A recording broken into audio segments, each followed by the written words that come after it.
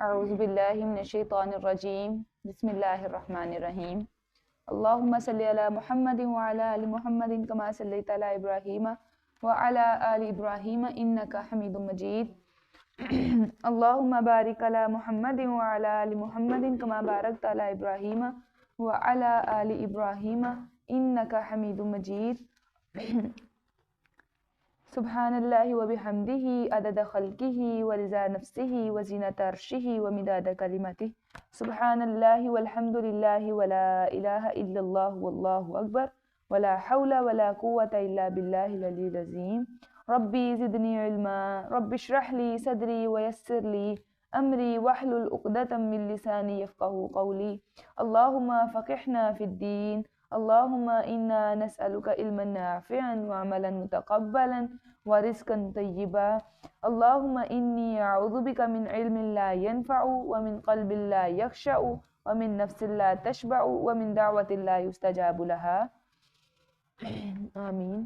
چوتھا پارہ سورہ نساء۔ سورہ نساء کے اور بھی نام ہے، ایک نام ہے مجادلہ اور ایک نام ہے رحمہ۔ رحمہ یعنی رشتوں سے، رحم سے نکلا۔ بسم اللہ الرحمن الرحیم یا ایہا الناس اتقوا ربکم الذی خلقکم من نفس واحدۃ وخلق منها زوجها وبث منہما رجالا کثیرا ونساء واتقوا اللہ الذی تساءلون به والارحام ان اللہ کان علیکم رقیبا۔ شروع اللہ کے نام سے جو بڑا مہربان نہایت رحم کرنے والا ہے۔ لوگو اپنے رب سے ڈرتے رہو جس نے تمہیں ایک جان سے پیدا کیا، پھر اسی سے اس کا جوڑا بنایا، پھر ان دونوں سے دنیا میں بہت سے مرد اور عورتیں پھیلا دی۔ ایک جان حضرت آدم علیہ السلام اور ان سے ہی ان کا جوڑا بنایا حضرت حوا، اور پھر اس سے مرد اور عورتیں پھیلا دی۔ نیز اللہ سے ڈرو جس کا واسطہ دے کر تم ایک دوسرے سے اپنا حق مانگتے ہو، اور قریبی رشتوں کے معاملے میں بھی اللہ سے ڈرتے رہو۔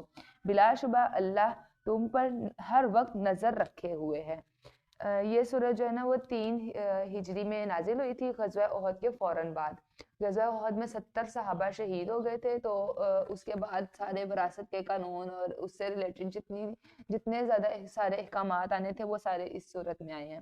اور یہ جو پہلی آیت ہے، اچھا ایک منٹ، سیدنا ابو ہریرہ رضی اللہ عنہ کہتے ہیں کہ آپ صلی اللہ علیہ وسلم نے فرمایا میری وصیت مانو اور عورتوں سے بھلائی کرتے رہنا، کیونکہ عورت کی خلقت پسلی سے ہوئی ہے اور پسلی کا اوپر کا حصہ ٹیڑھا ہوتا ہے، اگر اسے سیدھا کرنے کی کوشش کرو گے تو ٹوٹ جائے گی، اور اگر یوں ہی چھوڑ دو تو ٹیڑھی ہی رہے گی، لہٰذا میری وصیت مانو اور ان سے اچھا سلوک کرو۔ اور یہ جو پہلی آیت ہے سورہ نساء کی، یہ خطبہ نکاح میں پڑھی جاتی ہے، اور اس ورڈ سے، اس بات سے کہ ایک جان سے پیدا کیا ہے، یہاں سے ایک اور بہت بڑا پیغام ملتا ہے، نو کاسٹ سسٹم ان اسلام۔ کوئی بھی ذات پات کا، یہ جو کہتے ہیں نا جی بس برادری کے اندر ہی شادی ہو سکتی ہے، ایسا کوئی جو ہے نا دین کے اندر نہیں ہے۔ یہ خطبہ نکاح میں پہلی آیت یہی پڑھی جاتی ہے، لیکن اس ٹائم ہم سن ہی نہیں رہے ہوتے، ہمیں اپنے دوپٹے سیٹ کرنے کی پڑی ہوتی ہے۔ اور قریبی رشتوں کے معاملے میں بھی اللہ سے ڈرتے رہو، اس کے بارے میں رسول اللہ صلی اللہ علیہ وسلم نے فرمایا رحم رحمان سے نکلا ہے۔ اللہ تعالیٰ نے رحم سے کہا جو تجھے ملائے گا میں اسے ملاؤں گا، اور جو تجھے قطع کرے گا میں اسے قطع کروں گا۔ نیز آپ صلی اللہ علیہ وسلم نے فرمایا جو شخص چاہتا ہے کہ اس کے رزق میں فراخی ہو اور اس کی عمر لمبی ہو، اسے صلہ رحمی کرنی چاہیے۔ نیز آپ صلی اللہ علیہ وسلم نے فرمایا قطع رحمی کرنے والا جنت میں نہیں جائے گا۔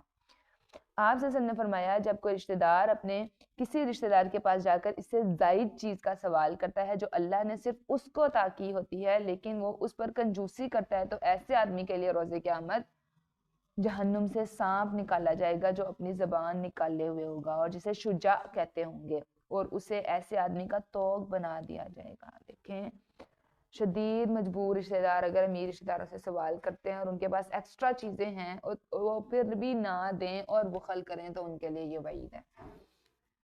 اس سورہ میں ہم دیکھیں گے جیسے 70 صحابہ شہید ہوئے تھے، تو 70 گھرانوں میں بیوگی ہوئی تھی اور 70 گھرانوں میں یتیم تھے، تو اس حادثے کے نتیجے میں سامنے آئے تھے۔ ان سب کی ضروریات کو پورا کرنا تھا، تحفظ فراہم کرنا تھا، ان کے مال کی تقسیم کرنی تھی، یہ سارے نئے مسائل تھے جن سے اس وقت اسلام کا سامنا تھا اور معاشرہ دو چار ہوا تھا۔ اس صورت کے اندر ان سارے مسائل سے نمٹنے کے طریقے بتائے گئے ہیں۔ اور یتیموں کو ان کے مال واپس کر دو اور ان کی کسی اچھی چیز کے بدلے انہیں گھٹیا چیز نہ دو اور نہ ہی ان کا مال اپنے مال میں ملا کر خود اس سے کھانے کی کوشش کرو، یہ بڑی گناہ کی بات ہے۔ اس کے بارے میں حدیث ہے، یتیم کی پرورش کرنا بہت بڑی نیکی ہے، چنانچہ آپ صلی اللہ علیہ وسلم نے فرمایا میں اور یتیم کا سرپرست جنت میں اس طرح ہوں گے۔ پھر آپ صلی اللہ علیہ وسلم نے اپنی شہادت کی اور درمیانی انگلی کو ذرا کھول کر اشارہ کیا، یعنی کہ جیسے 2 انگلیاں ساتھ ہیں بالکل اس طرح یتیم کا سرپرست اور نبی صلی اللہ علیہ وسلم کے ساتھ ہوگا۔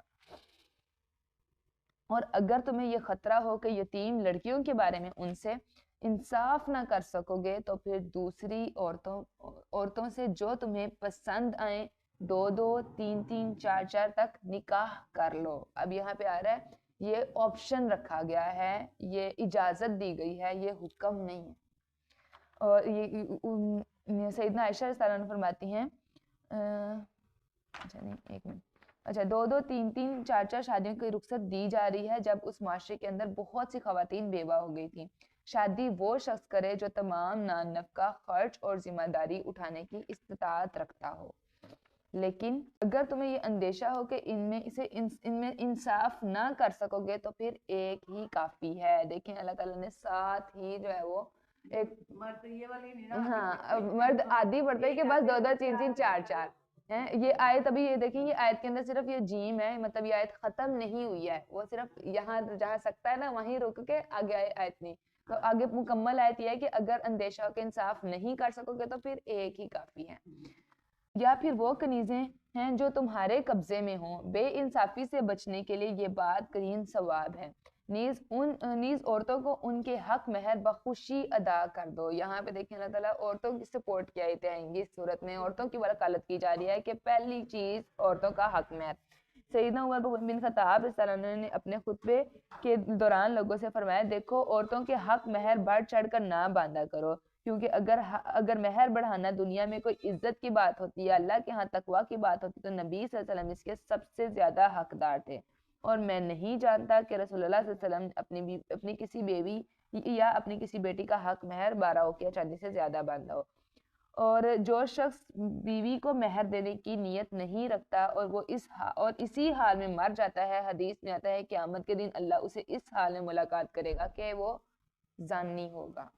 مہر نہ دینا اتنا بڑا جرم ہے۔ اگر وہ اپنی خوشی سے اس میں سے کچھ تمہیں چھوڑ دیں تو تم اسے مزے سے کھا سکتے ہو، اور نادانوں کو ان کے مال واپس نہ کرو، یعنی کہ اگر وہ بچپن میں مانگتے بھی ہیں یتیم تو ان کو مطلب بچپن میں نہیں دو۔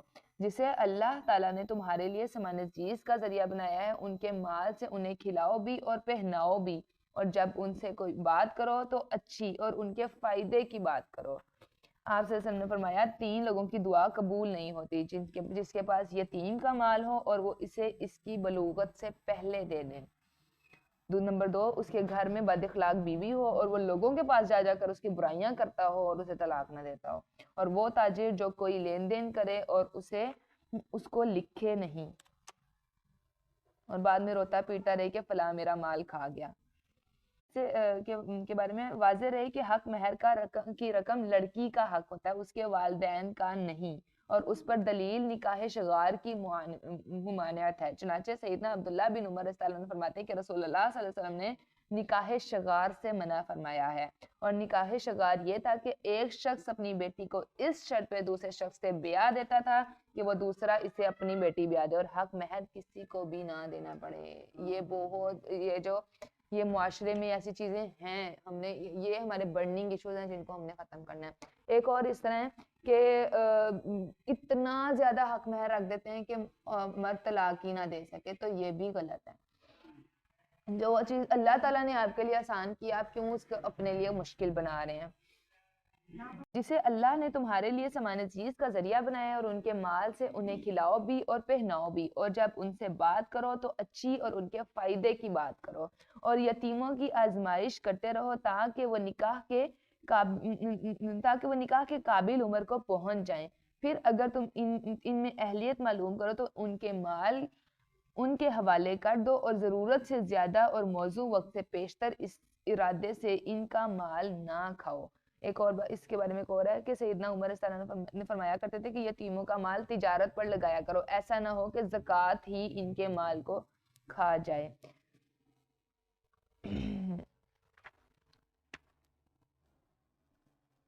اس ارادے سے ان کا مال نہ کھاؤ کہ وہ بڑے ہو کر اس کا مطالبہ کریں گے، اور جو سرپرست کھاتا پیتا ہو اسے چاہیے کہ یتیم کے مال سے کچھ نہ لے، اور جو محتاج ہو اور اپنا حق خدمت دستور کے مطابق کھا سکتا ہے، پھر جب تم یتیم کا مال انہیں واپس کرو تو ان پر گواہ بنا لیا کرو تاکہ کسی بھی قسم کی لڑائی کا، فساد کا اندیشہ نہ ہو۔ اور یہ بھی یاد رکھنا کہ حساب لینے کے لیے اللہ کافی ہے۔ اللہ تعالیٰ نے ساتھ ہی کہہ دیا کہ میں حساب لینے کے لیے کافی ہوں، میں دیکھ رہا ہوں۔ تم کسی بھی جو ہے نا وہ بہانے سے یا کسی بھی لفظ سے مطلب بچ نہیں سکتے کہ اگر تم کہو کہ نہیں میں بھی اس ٹائم محتاج تھا، حالانکہ اللہ تعالیٰ کو سب پتہ ہے کہ تمہارے پاس کتنا مال ہے اور کہاں پہ ہے، ہر چیز کے بارے میں اللہ تعالیٰ حساب لینے والا ہے۔ مردوں کے لیے اس مال میں سے حصہ ہے جو والدین اور قریبی رشتہ دار چھوڑ جائیں، اسی طرح عورتوں کے لیے بھی اس مال سے حصہ ہے جو والدین اور قریبی رشتہ دار چھوڑ جائیں۔ دیکھیں یہاں وومن رائٹس نظر آتے ہیں ہمیں، مال وراثت، کہ مردوں کے لیے بھی عورتوں کے لیے بھی، یہ اللہ کی تقسیم ہے اور ہم نے بالکل اس کے عین مطابق کرنی ہے، خواہ یہ ترکہ تھوڑا ہو یا زیادہ ہو، ہر ایک کا طے شدہ حصہ ہے۔ یہ حصے کس نے طے کیے ہیں؟ اللہ تعالیٰ نے کیے ہیں۔ اور تقسیم ترکہ کے موقع پر اگر قرابت والے غیر وارث یتیم اور مسکین موجود ہوں تو انہیں بھی کچھ نہ کچھ دے دو اور ان سے اچھے طریقے سے بات کرو۔ دیکھیں چھوٹی چھوٹی چیز کو دین اتنا کھول کھول کے واضح واضح کامات آ رہے ہیں کہ اس ٹائم وہاں پہ کوئی یتیم مسکین موجود ہے اور وہ دیکھ رہا ہے تو ان کو بھی کچھ نہ کچھ دے دو تقسیم کے وقت۔ اور دوسرا یہاں پہ ساتھ یہی کیوں کہا جا رہا ہے کہ اچھے طریقے سے بات کرو، اس ٹائم ان کو جھڑکو نہیں کہ چلو چلو تمہارا یہاں پہ کیا کام، تم یہاں کیا کر رہے، نکلو، نہیں، اچھے طریقے سے بات کرو۔ لوگوں کو اس بات سے ڈرنا چاہیے کہ اگر وہ خود اپنے پیچھے چھوٹی چھوٹی اولاد چھوڑ جائیں تو انہیں ان کے متعلق کتنا اندیشہ ہوتا ہے۔ دیکھیں تب جب تک ہم پہ تکلیف نہیں گزرتی ہم نہیں سمجھ سکتے، تو اللہ تعالیٰ یہ ساتھ ساتھ واضح کہہ رہے ہیں کہ اگر تم اس جگہ پہ ہو تو پھر تم کیا کرو گے، تمہیں نہیں اندیشہ ہوگا۔ لہٰذا انہیں اللہ سے ڈرتے رہنا چاہیے اور جو بات کریں صاف اور سیدھی کریں۔ جو لوگ ظلم سے یتیموں کا مال ہڑپ کر جاتے ہیں وہ در حقیقت اپنے پیٹ میں آگ بھرتے ہیں۔ رسول اللہ صلی اللہ علیہ وسلم نے فرمایا 7 ہلاک کرنے والے گناہوں سے بچو۔ صحابہ رضی اللہ عنہ نے پوچھا وہ کون سے ہیں؟ آپ نے فرمایا اللہ کے ساتھ شرک کرنا، جادو، جس جان کو قتل کرنا اللہ نے حرام کیا اسے ناحق قتل کرنا، سود کھانا، یتیم کا مال کھانا، لڑائی میں پیٹھ پھیر جانا، اور پاک دامن بھولی بھالی عورت پر تہمت لگانا۔ یہ ہلاک کرنے والے گناہ ہیں، یہ کبیرہ گناہ ہیں، یہ کبیرہ گناہوں کی لسٹ ہے۔ صغیرہ گناہ معاف ہو جاتے ہیں، کبیرہ گناہوں کے لیے پراپر ایک ہے، یعنی آپ اپنے آپ کو اس کی جگہ پر رکھ کے دیکھیں، شاید یہ صحیح فیصلہ کر سکیں۔ یہ جو ابھی اوپر ہم نے یتیم کی بات کی ہے اس کے بارے میں اور ہے۔ نیز آپ صلی اللہ علیہ وسلم نے معراج کا واقعہ بیان کرنے کے دوران فرمایا میں نے چند لوگوں کو دیکھا جن کے لب اونٹوں جیسے تھے اور ایک فرشتہ ان کے لب کھول کر منہ میں آگ کے انگارے ڈالتا تو وہ ان کے نیچے سے نکل جاتے اور وہ درد کے مارے چیختے چلاتے، پھر فرشتہ اور انگارے ان کے منہ میں ڈال دیتا اور انہیں مسلسل یہ عذاب ہو رہا تھا۔ میں نے جبریل علیہ السلام سے پوچھا یہ کون لوگ ہیں؟ جبریل علیہ السلام نے جواب دیا یہ وہ لوگ ہیں جو یتیموں کا مال ناحق کھایا کرتے تھے۔ دیکھیں کتنی بڑی بڑی وعید ہے۔ اور یہ جو احکامات آ رہے ہیں نا، جو جب زمانے جاہلیت میں ایسا ہوتا تھا کہ جو بڑے بیٹے ہوتے تھے نا وہی صرف مرثا کا مال کھا جاتے تھے اور جو چھوٹی اولاد ہوتی تھی ان کو نہیں دیتے تھے۔ تو اللہ تعالیٰ نے یہ صورت نازل کر کے احکامات واضح کر کے یہاں ہم نے پڑھا ہے کہ ہر ایک کا طے شدہ حصہ ہے۔ اللہ تعالیٰ نے کسی کو بھی محروم نہیں رکھا۔ اللہ تعالیٰ نے تو یہ بھی کہا کہ اگر وہاں پہ کوئی یتیم مسکین تقسیم کرتے ہوئے وہاں پہ موجود ہیں تو ان کو بھی کچھ دے دو، تو پھر جو اصل حقدار ہیں اگر ان کا حق مانے تو پھر دیکھیں کتنی بڑی بڑی عذاب کی وعیدیں ہیں۔ در حقیقت اپنے پیٹ میں آگ بھرتے ہیں، ان قریب وہ جہنم میں داخل ہوں گے۔ یہاں پہ آگے قانون وراثت آ رہا ہے۔ اللہ تعالیٰ تمہاری اولاد کے بارے میں تاکیداً حکم دیتا ہے۔ تاکیداً حکم کا کیا مطلب ہے کہ ماننا ہی ماننا ہے۔ ایک ताकीद करके हुक्म दिया जा रहा है کہ مرد کا حصہ 2 عورتوں کے برابر ہوگا. اب یہاں پہ کیا ہے, مرد کا حصہ 2 عورتوں کے برابر اس لیے کیونکہ عورتوں کو مہر بھی ملتا ہے اور تمام نان نفقے کی ساری ذمہ داری فائنینشلی مرد کے ذمہ ہوتی ہے. اور انصاف کے تحت دیکھا جائے تو دونوں کا حصہ دیکھا جائے تو برابر ہے. کیوں, ایک عورت کو جو ہے ایک حصہ ماں باپ کی طرف سے مل جاتا ہے, ایک وہ شوہر کے ساتھ مل جاتا ہے. تو اور جو مرد ہے یا مرد کا یہاں پہ مطلب ہے بیٹا, بیٹے کے 2 حصے ہیں اور بیٹی کا 1. دیکھیں اب یہاں پہ اب اگر ہم باقی ساری چیزیں بھی دیکھیں تو عورت کو اللہ تعالیٰ نے مرضی دی ہے, عورت اپنا حصہ ہے عورت کا, عورت جو کماتی ہے وہ عورت خود پہ لگاتی ہے, لیکن مرد کا حصہ اس کے بیوی بچوں کا ہے. ایسا ہی ہوتا ہے, مرد اپنا جتنا بھی کماتا ہے نان نفقہ اس کی ساری ذمہ داری اس کی بیوی بچوں پہ ہے کہ وہ مرد نے اپنی بیوی بچوں پہ خرچ کرنا ہے. تو عورت تو ہر طرف سے فائدے میں. آپ یہ دیکھیں اللہ تعالیٰ نے تو یہاں اس صورت میں ہمیں پتہ چلتا ہے اللہ تعالیٰ عورتوں سے کتنا پیار کرتے ہیں, کتنی زیادہ یہ عورتوں کی سپورٹ کی, عورتوں کی امپاورمنٹ کی اور ان کی وکالت کی یہاں پہ آیات آئیں گی. سیدنا سعد بن ابی وقاص رضی اللہ عنہ فرماتے ہیں کہ میں مکہ میں بیمار ہوا اور مرنے کے قریب ہو گیا. نبی اکرم صلی اللہ علیہ وسلم میری عیادت کو تشریف لائے. میں نے کہا یا رسول اللہ میرے پاس مال بہت ہے اور ایک بیٹی کے سوا میرا کوئی وارث نہیں, کیا میں اپنا مال اللہ کی راہ میں دے دوں؟ آپ نے فرمایا نہیں. پھر میں نے کہا 2/3 دے دوں؟ آپ نے فرمایا نہیں. پھر میں نے کہا نصف دے دوں؟ فرمایا نہیں.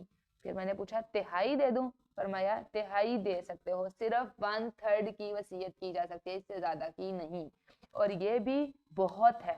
پھر فرمایا اگر تم اپنی اولاد کو مالدار چھوڑ جاؤ تو یہ اس سے بہتر ہے کہ تم انہیں محتاج چھوڑ جاؤ. ہم نے کوشش کرنی. دیکھیں, اور وہ لوگوں سے مانگتے پھریں. دیکھیں اللہ تعالیٰ کو مانگنا نہیں پسند لوگوں سے.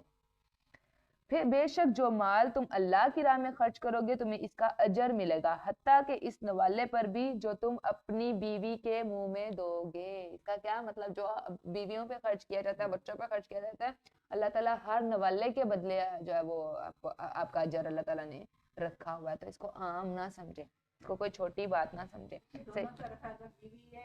سمجھے کہ میں جو سارے کام کرتی ہوں سارے دن کے, ہاں وہ اس کی بھی عبادت بنے گی. ہاں بالکل, کیونکہ دونوں کو دیکھیں معاشرہ ایسے ہی چلتا ہے, سسٹم ایسے ہی چلتا ہے. اللہ تعالیٰ نے دونوں کی ذمہ داریاں بنائی ہیں. سیدنا عبداللہ بن عباس رضی اللہ عنہ فرماتے ہیں کاش لوگ 1/3 سے کم کر کے 1/4 کی وصیت کریں, کیونکہ رسول اللہ صلی اللہ علیہ وسلم نے فرمایا تھا کہ 1/3 بھی بہت ہے. کافر مسلمان کا اور مسلمان کافر کا وارث نہیں ہوتا. آپ سے نے فرمایا کافر مرتد مسلمان کا اور مسلمان کافر کا وارث نہیں ہو سکتا. یہاں سے اگر اولاد میں صرف لڑکیاں ہی ہوں اور وہ 2 سے زائد ہوں تو ان کے ترکے میں 2/3 حصہ ہے, یعنی کہ 2/3 ہے.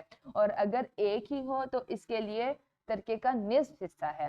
اگر میت کی اولاد بھی ہو اور والدین بھی ہوں, دیکھیں اب دونوں کا آئے گا کہ اولاد کا بھی حصہ آئے گا اور والدین کا بھی. میت کی اولاد بھی ہو اور والدین بھی ہوں تو والدین میں سے ہر ایک کا 1/6 حصہ ہے.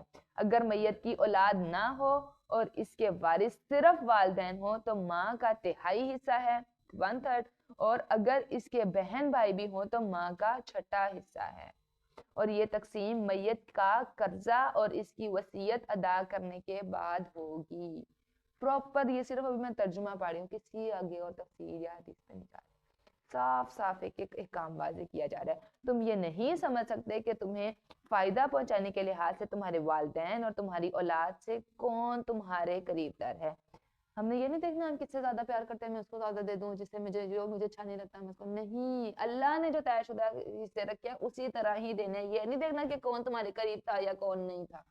یہ اللہ کی طرف سے مقرر کردہ حصے ہیں. یقیناً اللہ تعالیٰ سب کچھ جاننے والا اور حکمت والا ہے. اور تمہاری بیویوں کی اگر اولاد نہ ہو تو ان کے ترکے سے تمہارا نصف حصہ ہے, اور اگر اولاد ہو تو پھر 1/4 حصہ ہے. اور یہ تقسیم ترکہ ان کی وصیت کی تعمیل اور ان کے قرضہ ادا کرنے کے بعد ہوگی. اور اگر تمہاری اولاد نہ ہو تو بیویوں کا 1/4 حصہ ہے, اور اگر اولاد ہو تو پھر 8واں حصہ ہے. دیکھ لیں, اور یہ تقسیم تمہاری وصیت کی تعمیل اور تمہارے قرضے کی ادائیگی کے بعد ہوگی. اگر میت کلالہ ہو, خواہ وہ مرد ہو یا عورت, ہو، اس کے اب ایک بھائی اور ایک بہن ہو تو ان میں سے ہر ایک کا چھٹا حصہ ہے. دیکھیں ایکوالٹی، بہن بھائی ہے نا سب کو برابر برابر چھٹا حصہ. صرف وہ یہ ہے کہ بیٹا بیٹی میں وہ ہے کہ ایک بیٹے کے 2 حصے اور بیٹی کا 1 حصہ، کیونکہ بیٹی کو 1 حصہ شوہر کی طرف سے سسرال کی طرف سے بھی ملے گا. اور اگر بہن بھائی زیادہ ہوں تو سب تہائی حصے میں شریک ہوں گے، اور یہ تقسیم میت کی وصیت کی تعمیل اور اس کے قرضہ کی ادائیگی کے بعد ہوگی، بشرط یہ کہ اس کا قرضے کی ادائیگی یا وصیت کی تعمیل میں کسی کو نقصان نہ پہنچ رہا ہو. یہ اللہ کی طرف سے مقرر کردہ حصے ہیں اور اللہ سب کچھ جاننے والا اور بردبار ہے. یہاں پہ جو کلالہ ہے نا، یہ کلالہ وہ شخص ہوتا ہے جس کے نہ والدین ہو، نہ دادا دادی، نہ اولاد، نہ پوتے پوتیاں، خواہ وہ میت مرد کی ہو یا عورت کی تو کلالہ ہے. البتہ اس کے بہن بھائی ہو سکتے ہیں. تو پھر جس کا نہ ماں باپ ہے، نہ اولاد بھی نہیں ہے، پوتے پوتے بھی نہیں ہیں، دادا دادی بھی نہیں ہے، تو پھر اس کا حصہ جو ہے وہ بہن بھائیوں کو ملے گا. وصیت کے بارے میں حدیث دیکھ لیتے ہیں. انسان کی اپنے مال سے صرف 1/3 کی اجازت ہے. عورت کی وصیت بھی پوری کی جائے گی. یہ نہیں کہ صرف مرد کی، عورت نے اگر وصیت کی تو عورت کی بھی وصیت پوری کی جائے گی. سعد بن مالک کہتے ہیں نبی صلی اللہ علیہ وسلم اچھا یہ میں نے شاید پڑھ دیا، میری بیمار پرسی کے لیے تشریف لائے اور آپ وسلم نے فرمایا کیا تم نے وصیت کر دی؟ میں نے کہا جی ہاں. کہا کتنے مال کی؟ میں نے کہا پورے مال کی. کہا اولاد کے لیے کیا چھوڑا؟ کہا وہ سب مالدار ہیں. کہا صرف تہائی مال کی وصیت کرو اور تہائی بھی بہت ہے. یہ نہیں ہم نے دیکھنا کہ اولاد ہماری مالدار ہے یا وہ غریب ہے، وراثت سب کے لیے ایک جیسی ہے. ایک شخص نے مرتے وقت اپنے 6 کے 6 غلام آزاد کر دیے. اس ٹائم جو غلام ہوتے تھے وہ بھی پراپرٹی ہوا کرتے تھے. 6 کے 6 غلام آزاد کر دیے کہ وارثوں کو نہ ملیں. اس کے علاوہ اس کے پاس کوئی مال نہ تھا. نبی صلی اللہ علیہ وسلم کو یہ بات پہنچی تو آپ اس قدر ناراض ہوئے اور فرمایا کہ میں نے ارادہ کیا کہ میں اس کا نماز جنازہ نہ پڑھاؤں. ایک اور روایت میں آتا ہے کہ ایک انصاری نے موت کے وقت اپنے غلام آزاد کی. آپ صلی اللہ علیہ وسلم نے فرمایا اگر میں اس کے دفن کیے جانے سے پہلے حاضر ہوتا تو میں اسے مسلمانوں کے قبرستان میں دفن نہ کرتا. اس نے اللہ کے حکم کا انکار کیا اور اللہ کو ناراض کیا. ساری زندگی اچھے کام کیے، مرتے وقت کچھ ایسا کر دیا تو دیکھیں کتنی ڈرنے کی بات. یہ میں پراپر دوبارہ بتا دیتی ہوں. دادا کا حصہ جو ہے وہ چھٹا حصہ ہے. دادی اور نانی کا حصہ بھی چھٹا حصہ مقرر کیا گیا ہے. اگر ایک بیٹی اور ایک پوتی ہے تو بیٹی کو نصف ملے گا اور پوتی کو چھٹا، تاکہ 2/3 2/3 پورا ہو جائے. اگر ایک بیٹی اور ایک بہن ہے تو بیٹی کو نصف اور بہن کو بھی نصف دیا جائے گا، دونوں کو آ جاتا. اور بھتیجے کا اچھا یہ نہیں ہے. بھتیجے کا حصہ پھوپھی سے یہ ہے. سیدنا عمر رضی اللہ عنہ تعجب سے فرمایا کرتے تھے کہ بھتیجا تو پھوپھی کا وارث ہے مگر پھوپھی بھتیجے کی وارث نہیں.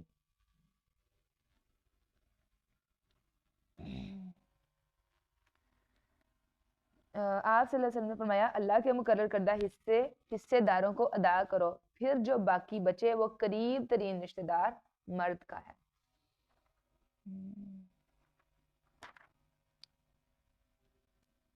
یہ اللہ کی حدود ہیں. جو شخص اللہ اور اس کے رسول کی اطاعت کرے گا وہ اسے ایسے باغات میں داخل کرے گا جن کے نیچے نہریں جاری ہیں، وہ ان میں ہمیشہ رہیں گے اور یہ بہت بڑی کامیابی ہے. اور جو اللہ اور اس کے رسول کی نافرمانی کرے اور اللہ کی حدود سے آگے نکل جائے تو وہ اسے دوزخ میں داخل کرے گا جس میں وہ ہمیشہ رہے گا اور اسے رسوا کرنے والا عذاب ہوگا. یہ آیتیں فوراً بات کیوں ہوئی ہیں وراثت کی تقسیم کے، کہ یعنی اگر وراثت کی تقسیم کی تو وہ بھی وراثت کی غلط تقسیم کی تو وہ بھی آگ میں لے جانے کا باعث بنے گی.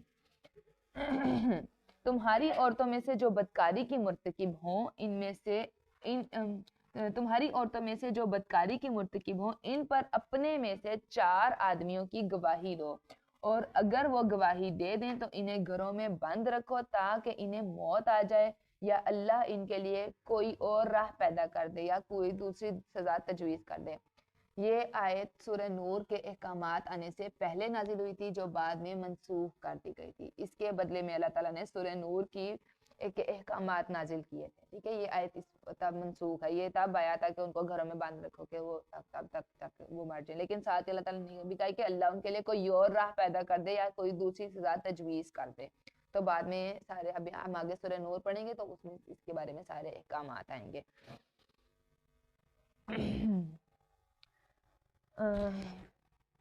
اور تم میں سے جو مرد اور عورت اس فعل کا ارتکاب کریں انہیں ایذا دو، پھر اگر وہ توبہ کر لیں اور اپنی اصلاح کر لیں تو ان کا پیچھا چھوڑ دو، یقیناً اللہ توبہ قبول کرنے والا اور رحم کرنے والا ہے. یہ توبہ کیا ہے؟ گناہ کے فوراً بعد. آپ سے نے فرمایا کوئی مرد کسی دوسرے مرد کا ستر نہ دیکھے اور کوئی عورت کسی دوسری عورت کی پردے کی چیز یعنی کہ ستر نہ دیکھے. ستر سب کو معلوم ہے، مرد کا ستر عورت کا ستر کیا ہے. مرد کا ستر جو ہے وہ ناف سے گھٹنے تک ہے اور عورت کا جو ستر ہے وہ مکمل پاؤں کے ٹخنے تک، ہاتھوں کی کلائیوں، اور بس اس میں چہرہ، ہاتھ اور پاؤں شامل نہیں ہے، باقی سارا کچھ اس کے ستر میں شامل ہے. سیدنا عبادہ بن صامت رضی اللہ عنہ سے روایت ہے کہ ایک روز آپ پر وحی نازل ہوئی. جب وحی کی کیفیت ختم ہوئی تو آپ نے مجھے فرمایا مجھ سے اللہ کا حکم سیکھ لو. اللہ نے ایسی عورتوں کے لیے سزا تجویز کر دی. شادی شدہ مرد اور شادی شدہ عورتیں اگر زنا کریں تو انہیں 100 کوڑے مارے جائیں، پھر رجم کیا جائے، اور اگر کوارا مرد یا کواری عورت زنا کریں تو ان کے لیے 100 کوڑے ہیں اور 1 سال کی جلا وطنی ہے. یہ والے سارے احکامات ہم سورہ نور میں پڑھیں گے آگے. اور تم میں سے جو مرد اور عورت اس فعل کا ارتکاب کریں انہیں ایذا دو، پھر اگر وہ توبہ کر لیں اور اپنی اصلاح کر لیں تو ان کا پیچھا چھوڑ دو، یقیناً اللہ توبہ قبول کرنے والا اور رحم کرنے والا ہے. اللہ تعالیٰ پر قبولیت توبہ کا حق صرف ایسے لوگوں کے لیے ہے جو نادانستہ جب کوئی برا کام کر بیٹھتے ہیں پھر جلد ہی توبہ کر لیتے ہیں. دیکھیں اللہ تعالیٰ ان کی توبہ فوراً قبول کرتا ہے جو گناہ کرتے ہیں ساتھ توبہ کرتے ہیں. یہ نہیں کہ پہلے وہ گناہ کو لائف سٹائل بنائیں اور سوچیں چلو بڑا وقت پڑا ہے ہم کر لیں گے. ایسے نہیں کرنا، یہ رویہ اللہ کو نہیں پسند. اللہ ایسے ہی لوگوں کی توبہ قبول کرتا ہے اور اللہ سب کچھ جاننے والا اور حکمت والا ہے. توبہ ان لوگوں کے لیے نہیں ہے جو برے کام کرتے رہیں، یعنی وہی آگے بات آگئی کہ جنہوں نے اپنے برے کاموں کو لائف سٹائل بنا لیا، حتیٰ کہ ان میں سے کسی کو موت جب آ جاتی ہے تو کہنے لگتا ہے کہ میں اب توبہ کرتا ہوں. اور نہ ہی ان لوگوں کے لیے ہے. اب دیکھیں توبہ کس کے لیے نہیں ہے؟ جو مرتے وقت توبہ کرے. مرتے وقت توبہ قبول نہیں ہوتی، ہم نے زندگیوں میں توبہ کر لینی ہے. اسی بارے میں ہے کہ موت کے جب آثار نظر آ جائیں، موت کا فرشتہ نظر آ جائے، اس کے بعد توبہ کے دروازے بند. اس ٹائم انسان توبہ کرنا چاہے بھی تو اس کی توبہ قبول نہیں ہوگی. تو اپنی زندگیوں میں توبہ کر لیں. ہمیں نہیں پتا کہ اگلا وقت ہمارا نزا کا وقت ہو. اور نہ ہی ان لوگوں کے لیے جو کفر کی حالت میں ہی مر جاتے ہیں، ایسے لوگوں کے لیے ہم نے دردناک عذاب تیار کر رکھا ہے. اے ایمان والو تمہارے لیے یہ جائز نہیں کہ تم زبردستی عورتوں کے وارث بن بیٹھو. دیکھیں اللہ تعالیٰ کو عورتوں کا یہاں پہ کتنا خیال ہے کہ عورتوں کا زبردستی کوئی وارث نہ بنے. یعنی جب ان کے شوہر فوت ہو جائیں تو تم بلا وجہ ان کو اپنے قبضے میں نہیں کرو یا کہیں اور شادی نہ ہونے دو. کسی بھی صورت میں عورتوں کے زبردستی وارث نہیں بننا. اور نہ ہی انہیں اس لیے روکے رکھو کہ جو مال حق مہر وغیرہ تم انہیں دے چکے ہو اس کا کچھ حصہ اڑا لو، الا یہ کہ وہ سری بد چلنی کا ارتکاب کریں اور ان کے ساتھ بھلے طریقے سے زندگی بسر کرو. اگر وہ تمہیں ناپسند ہو سکتا ہے کوئی چیز تمہیں ناگوار ہو، مگر اللہ نے اس میں بہت بھلائی رکھ دی ہے. دیکھیں عورتوں کو بھی کہا ہے نا کہ پھر آپ نے بد چلنی نہیں کرنی. اگر مردوں کو کہا ہے کہ آپ نے ان کا زبردستی وارث نہیں بنا تو عورتوں کو بھی اللہ تعالیٰ نے لیمٹس دی ہیں کہ آپ نے وہ لیمٹس کراس نہیں کرنی. اور یہاں پہ دیکھیں کہ ایک اور بات اللہ تعالیٰ واضح کہہ رہے ہیں کہ اگر وہ تمہیں ناپسند ہو سکتا ہے کوئی چیز تمہیں ناگوار ہو مگر اللہ نے اس میں بہت بھلائی رکھ دی ہو. دیکھیں ہر انسان اچھائی اور برائی کا مکسچر ہے، تو اگر برائی ہے تو اس میں ضرور کوئی نہ کوئی اچھائی بھی ہوگی. نیگیٹو نہیں، پوزیٹیو رہنا ہے. اور یہاں پہ کہا کہ واضح کر دیا کہ یہاں کے عورتوں کے لیے شوہروں کا دل نرم ہونا چاہیے. اللہ نے انہیں قوام بنایا تو ان کی ذمہ داری بھی زیادہ ہے. آپ سے نے فرمایا مومنوں میں سب سے کامل وہ شخص ہے جس کے اخلاق اچھے ہوں، اور تم میں سے بہتر وہ ہے جو اپنی بیویوں کے حق میں بہتر ہے. آپ صلی اللہ علیہ وسلم نے خطبہ حجۃ الوداع کے دوران فرمایا عورتوں کے معاملے میں اللہ سے ڈرتے رہو کیونکہ تم نے انہیں اللہ کی ذمہ داری پر حاصل کیا ہے. اللہ کی ذمہ داری کیا مطلب؟ نکاح کے وقت اللہ کو گواہ بنایا تھا، ایسا ہی ہے۔ اور ان کی شرمگاہوں کو اللہ کے کلمے کے ساتھ حلال کیا ہے۔ تمہارا ان پر یہ حق ہے کہ وہ تمہارے بستر پر کسی ایسے شخص کو نہ آنے دیں جسے تم ناپسند کرتے ہو۔ پھر اگر وہ ایسا کریں، دیکھیں یہ اللہ تعالیٰ نے ساتھ ہی عورتوں کا بھی لمٹ بتا دیا، پھر اگر وہ ایسا کریں تو تم انہیں مار سکتے ہو، لیکن اس طرح کہ انہیں چوٹ نہ آئے، اور ان کا تم پر یہ حق ہے کہ تم انہیں دستور کے مطابق خوراک اور پوشاک مہیا کرو۔ فائنینشلی نفقے کی ذمہ داری مرد کی ہے، اسی لیے ان کو قوام بنائے۔ آپ صلی اللہ علیہ وسلم نے فرمایا کوئی مومن اپنی مومنہ بیوی سے بغض نہ رکھے، اگر اسے اس کی کوئی عادت ناپسند ہوگی تو ضرور کوئی دوسری بھی پسند ہوگی۔ اللہ تعالیٰ نے یہ نہیں کہا ناپسند ہے تو چلو چھوڑ دو، اللہ نے کہا دوسری بھی پسند ہوگی، دوسری اچھی عادت کو تلاش کرو، یہ نہیں کہا کہ جی بس۔ دیکھ لیں کہ یہاں سے کہا کہ نرم شوہروں کو نرم دل ہونا چاہیے، نرم مزاج ہونا چاہیے۔ آپ نے فرمایا عورت، دیکھیں یہ بھی بڑی پیاری حدیث ہے، عورت پسلی کی طرح ہے، اگر تم اسے سیدھا کرنے کی کوشش کرو گے تو اسے توڑ دو گے، اور اگر اس سے فائدہ اٹھانا چاہو تو اسی حالت میں اٹھاؤ جبکہ اس میں کجی موجود ہے۔ عورتوں کو یعنی کہ ان کے اندر اچھائی ہے تو ان کی اچھائیوں کو تلاش کر کے اسی پر ہی گزارا کرو۔ اور اگر تم ایک بیوی کی جگہ کوئی دوسری بیوی لانا چاہو اور تم نے اس سے خواہ ڈھیر سا مال دیا ہو تو اس میں سے کچھ بھی واپس نہ لو، پہلی بیوی سے کچھ بھی واپس نہیں دینا۔ اپنے صدقے اور دوسری روایت کے مطابق اپنے ہبہ کو واپس دینے والا اس کتے کی طرح ہے جو کیا کر کے چاٹ لے۔ تو دیکھ لیں کتنی زیادہ گھن والے ورڈز یوز ہوئے ہیں کہ جو فار ایگزامپل واپس لیتا ہے۔ یہاں پہ بھی دیکھیں اللہ تعالیٰ نے یہاں پہ عورتوں کے حقوق کی حفاظت کی ہے۔ کیا تم اس پر بہتان صریح رکھ کر اور صریح گناہ کے مرتکب ہو کر اس سے مال لینا چاہتے ہو؟ اور تم لے بھی کیسے سکتے ہو جبکہ تم ایک دوسرے سے لطف اندوز ہو چکے ہو اور وہ تم سے پختہ عہد لے چکی ہیں۔ پختہ عہد کیا لے چکی ہیں؟ ان سے تم سے نکاح کر چکی ہیں، نکاح ایک عہد ہے۔ اور جن عورتوں کو تمہارے باپ نکاح میں لا چکے ہیں ان سے نکاح نہ کرو مگر جو پہلے ہو چکا سو ہو چکا۔ یہ بڑی بے حیائی اور بیزاری کی بات ہے اور برا چلن ہے۔ اس کا کیا مطلب ہے؟ یہ زمانے جاہلیت میں ہوتا تھا کہ جو باپ کی بیوی ہوتی تھی نا، یعنی کہ ستیلی مائیں، ان کو بھی ورثے کا مال سمجھا جاتا تھا، اور بیٹے جو ہے وہ ناؤز باللہ ان ستیلی ماؤں سے بھی شادی کر لیتے تھے۔ تو یہ اللہ تعالیٰ نے اس آیات کے ذریعے ان کی زمانے جاہلیت کی جو غلط رسمیں تھی، بے حیائی کی رسم تھی، اس کو ختم کی ہے۔ یہاں پہ ماؤں کی حرمتیں پتہ چلتی ہیں کہ ستیلی ماں بھی ماں ہی ہیں۔ ان سے نکاح نہ کرو مگر جو پہلے ہو چکا سو ہو چکا۔ یہ بڑی بے حیائی اور بیزاری کی بات ہے اور برا چلن ہے۔ اب اس آیت میں آگے جو آیت آ رہی ہے اس میں سارے حرمت والے رشتے بیان کیے گئے ہیں۔ محرمات عبدیہ انہیں کہتے ہیں، جن سے کبھی بھی نکاح نہیں ہو سکتا۔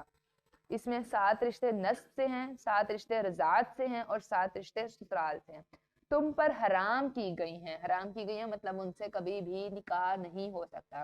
تم پر حرام کی گئی ہیں تمہاری مائیں، تمہاری بیٹیاں، تمہاری بہنیں، تمہاری پھپھیاں، تمہاری خالائیں، بھتیجیاں، بھانجیاں، اور تمہاری وہ مائیں جنہوں نے تمہیں دودھ پلایا ہو، اور تمہاری دودھ شریک بہنیں، تمہاری بیویوں کی مائیں یعنی کہ ساس، اور تمہاری بیویوں کی وہ بیٹیاں جو تمہاری گود میں پرورش پا رہی ہوں، بشرط یہ کہ تم اپنی بیویوں سے صحبت کر چکے ہو۔ مطلب بیویوں کی بھی ستیلی بیٹیاں بھی جائز نہیں ہیں۔ اور اگر ابھی تک صحبت نہیں کی تو ان کو چھوڑ کر ان کی لڑکیوں سے نکاح کر لینے میں تم پر کوئی گناہ نہیں، اور تمہارے ان بیٹوں کی بیویاں یعنی کہ بہویں بھی تم پر حرام ہیں جو تمہاری صلح سے ہوں۔ صلح سے مطلب تمہارے اپنے بیٹوں کی جو بہویں۔ نیز یہ کہ تم 2 بہنوں کو اپنے نکاح میں جمع کر لو، یعنی کہ 2 بہنوں کو بھی نکاح میں ایک ٹائم پر جمع نہیں کیا جا سکتا مگر جو پہلے گزر چکا سو گزر چکا، کیونکہ اللہ تعالیٰ بہت بخشنے والا رحم کرنے والا ہے۔ سیدنا جابر رضی اللہ عنہ سے روایت ہے کہ آپ صلی اللہ علیہ وسلم نے فرمایا پھپھی بھتیجی اور خالہ بھانجی کو بھی نکاح میں جمع نہ کیا جائے۔ یہ آپشن ہے کہ اگر خالہ فوت ہو جاتی ہے تو اس کے بعد نکاح جائے گا، یا پھپھو فوت ہو گیا تو پھر پھپھا جو ہے وہ کسی اور مطلب شادی کر سکتا ہے بھتیجی یا بھابی سے. یہ ساری حرام رشتوں کی تفصیل آئی ہے. اور مائیں جہاں ہے نا کہ تمہاری مائیں تم پر حرام ہیں، ان ماؤں میں دادیاں نانیاں بھی شامل ہیں، اور بیٹیوں میں پوتیاں نواسیاں بھی شامل ہیں، بہنوں میں سگی بہنیں، علاقی اور اخلافی بہنیں. اچھا، پھوپھیاں، خالائیں سگی ہوں یا اخلافی یا علاقی، اس کا مطلب یہ ہے کہ مطلب باپ کی جو خالہ ہے، ماں کی جو خالہ ہے، یہ ساری جتنی خالائیں ہیں. بھتیجیاں اور ان کی بیٹیاں، بھانجیاں اور ان کی بیٹیاں، رضائی مائیں مطلب جنہوں نے دودھ پلایا ہے، یہ سارے رشتے ہیں. اور ساس اور سالیاں جب تک کہ ان کی بہن نکاح میں ہو وہ بھی حرام ہے. اور بیٹیاں اور ستیلی بیٹیاں بھی. اور اگلی آیت میں اور کون حرام ہے؟ تمام شوہر والی عورتیں جن کا نکاح ہوا ہے ان سے بھی آپ شادی نہیں کر سکتے. آگے 5واں سپارہ. والمحصنات من النساء الا ما ملكت ايمانكم كتاب الله عليكم وأحل لكم ما وراء ذلكم أن تبتغوا بأموالكم محسنين غير مسافحين. نیز تمام شوہروں والی عورتیں بھی حرام ہیں مگر وہ کنیزیں جو تمہارے قبضے میں آ جائیں، تمہارے لیے یہی اللہ کا قانون ہے. اچھا، یہ جو محسنات ہے نا، اس کا روٹ ورڈ ہے ہے صاد نون، حسن. یعنی کہ حسن کا مطلب عربی میں ایسا قلعہ ہے جس کی دیواریں بہت بلند ہوں. تو محسن عورت یعنی کہ جو شوہر والی عورت ہیں، وہ عورت جو نکاح کے دائرے کے اندر ہو، یہاں پہ اس کو محسنات کہا گیا. ان کے ماں سوائے جتنی بھی عورتیں ہیں انہیں اپنے مال کے ذریعے حاصل کرنا تمہارے لیے جائز قرار دیا ہے. مال کے ذریعے یہ کنیزوں کے بارے میں ہے، بشرط یہ کہ اس سے تمہارا مقصد نکاح میں لانا ہو، محض شہوت رانی نہ ہو. یہ کنیزوں کے لیے حکم ہے کہ کنیزوں کو کیسے رکھا جائے، نکاح ان سے مقصد ہو، ایک پراپر آپ ان کے ساتھ سسٹم کے ساتھ رہنا ہے. میں پھر ان میں سے جن سے تم نکاح کا لطف اٹھاؤ انہیں ان کے مقررہ حق مہر ادا کرو. پھر مقررہ حق مہر کہا گیا. ہاں، اگر مہر مقرر ہو جانے کے بعد زوجین میں باہمی رضامندی سے کچھ سمجھوتا ہو جائے تو پھر تم پر کوئی گناہ نہیں. اچھا، یہاں پہ ایک اور چیز ہے، جو مقررہ حق مہر ہے نا، یہ زوجین کی باہمی رضامندی کے بعد بھی مقررہ مہر بڑھا کر دیا جا سکتا ہے، مقررہ مہر کو کم نہیں کیا جا سکتا. یہ بھی دیکھیں عورتوں کے تحفظ اور سپورٹ کے لیے اللہ تعالیٰ نے ایک آیت اتاری ہے کہ اور یہ ہے کہ یہ عورت کی مرضی کے اوپر ڈیپینڈ کرتا ہے. عورت اگر خود چھوڑ دے تو ہو سکتا ہے مرد اپنی مرضی سے مقررہ مہر سے اس کا مہر کم نہیں کر سکتا. ہاں، زائد کر سکتا ہے، زیادہ دے سکتا ہے. اللہ تعالیٰ یقیناً سب کچھ جاننے والا اور حکمت والا ہے. اور جو شخص کسی آزاد عورت کو نکاح میں لانے کا مقدور نہ رکھتا ہو وہ کسی مومنہ کنیز سے نکاح کر لے جو تمہارے قبضے میں ہو، کیونکہ کنیز کا درجہ اس ٹائم جو ہے وہ عام خاندانی عورت سے آدھا ہوتا تھا، کم ہوتا تھا. تو اور اللہ تمہارے ایمان کا حال خوب جانتا ہے. کوئی عورت آزاد ہو یا کنیز سب ایک ہی جنس سے ہیں، لہٰذا ان کے مالکوں کی اجازت سے تم ان سے نکاح کر سکتے ہو اور دستور کے مطابق انہیں ان کے حق مہر ادا کرو تاکہ وہ حصار نکاح میں آ جائیں، نہ وہ شہوت رانی کرتی پھریں نہ خفیہ یارانے گانٹھیں. پھر نکاح میں آ جانے کے بعد بھی اگر بدکاری کے مرتکب ہوں تو ان کی سزا آزاد عورتوں کی سزا سے نصف ہے. مطلب کہ کنیز کا اگر حق مہر آدھا ہے تو کنیز کی سزا بھی آدھی ہے. جیسے 100 کوڑے سزا ہے تو کنیز کو سزا جو 50 کوڑے ملے گی. یہ کیا ہے خفیہ یارانے گھنٹے؟ اس کا کیا مطلب ہے؟ کوئی ایکسٹرا میریٹل افیئرز نہ ہوں، نہ محرم دوستیاں بھی اس میں شامل ہیں. وہ مرد ہے یا عورت دونوں کے لیے ایک ہی بات ہے. کسی کے بھی نہ محرم تعلقات نہ ہوں، خفیہ دوستیاں نہ ہوں. آج کل اس کا کتنا ٹرینڈ ہے جس کو ہم نے ختم کرنا ہے، جس سے ہم نے معاشرے کی اصلاح کرنی ہے.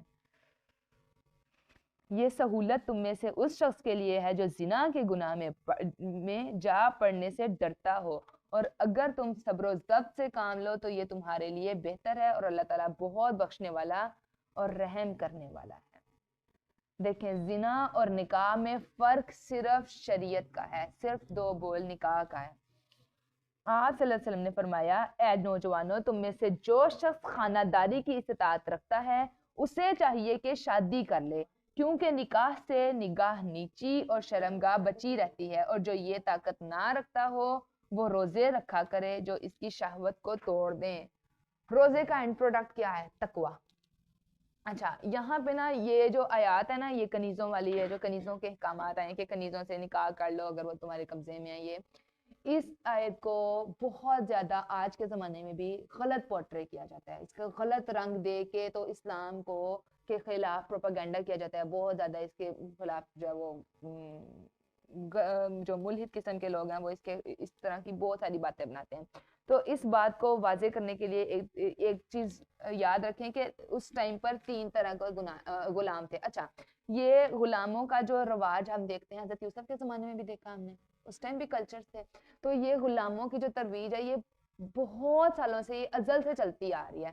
اسلام نے غلاموں کو ختم کیا، اسلام نے اس غلامی کو بالکل ختم کیا۔ آپ دیکھیں ہر چیز کا کفارہ آ جاتا ہے کہ غلام آزاد کرو، کیوں اس ٹائم اتنا زیادہ اس کا تھا کہ کوئی گناہ ہو جائے اس کے کفارے میں غلام آزاد کرو کہ غلاموں کا کلچر ختم ہو۔ اسلام نے غلاموں کو یہ حق دیا کہ وہ اپنے پیسے دے کے یا کوئی مال دے کے تو اپنی گردن چھڑا لیں۔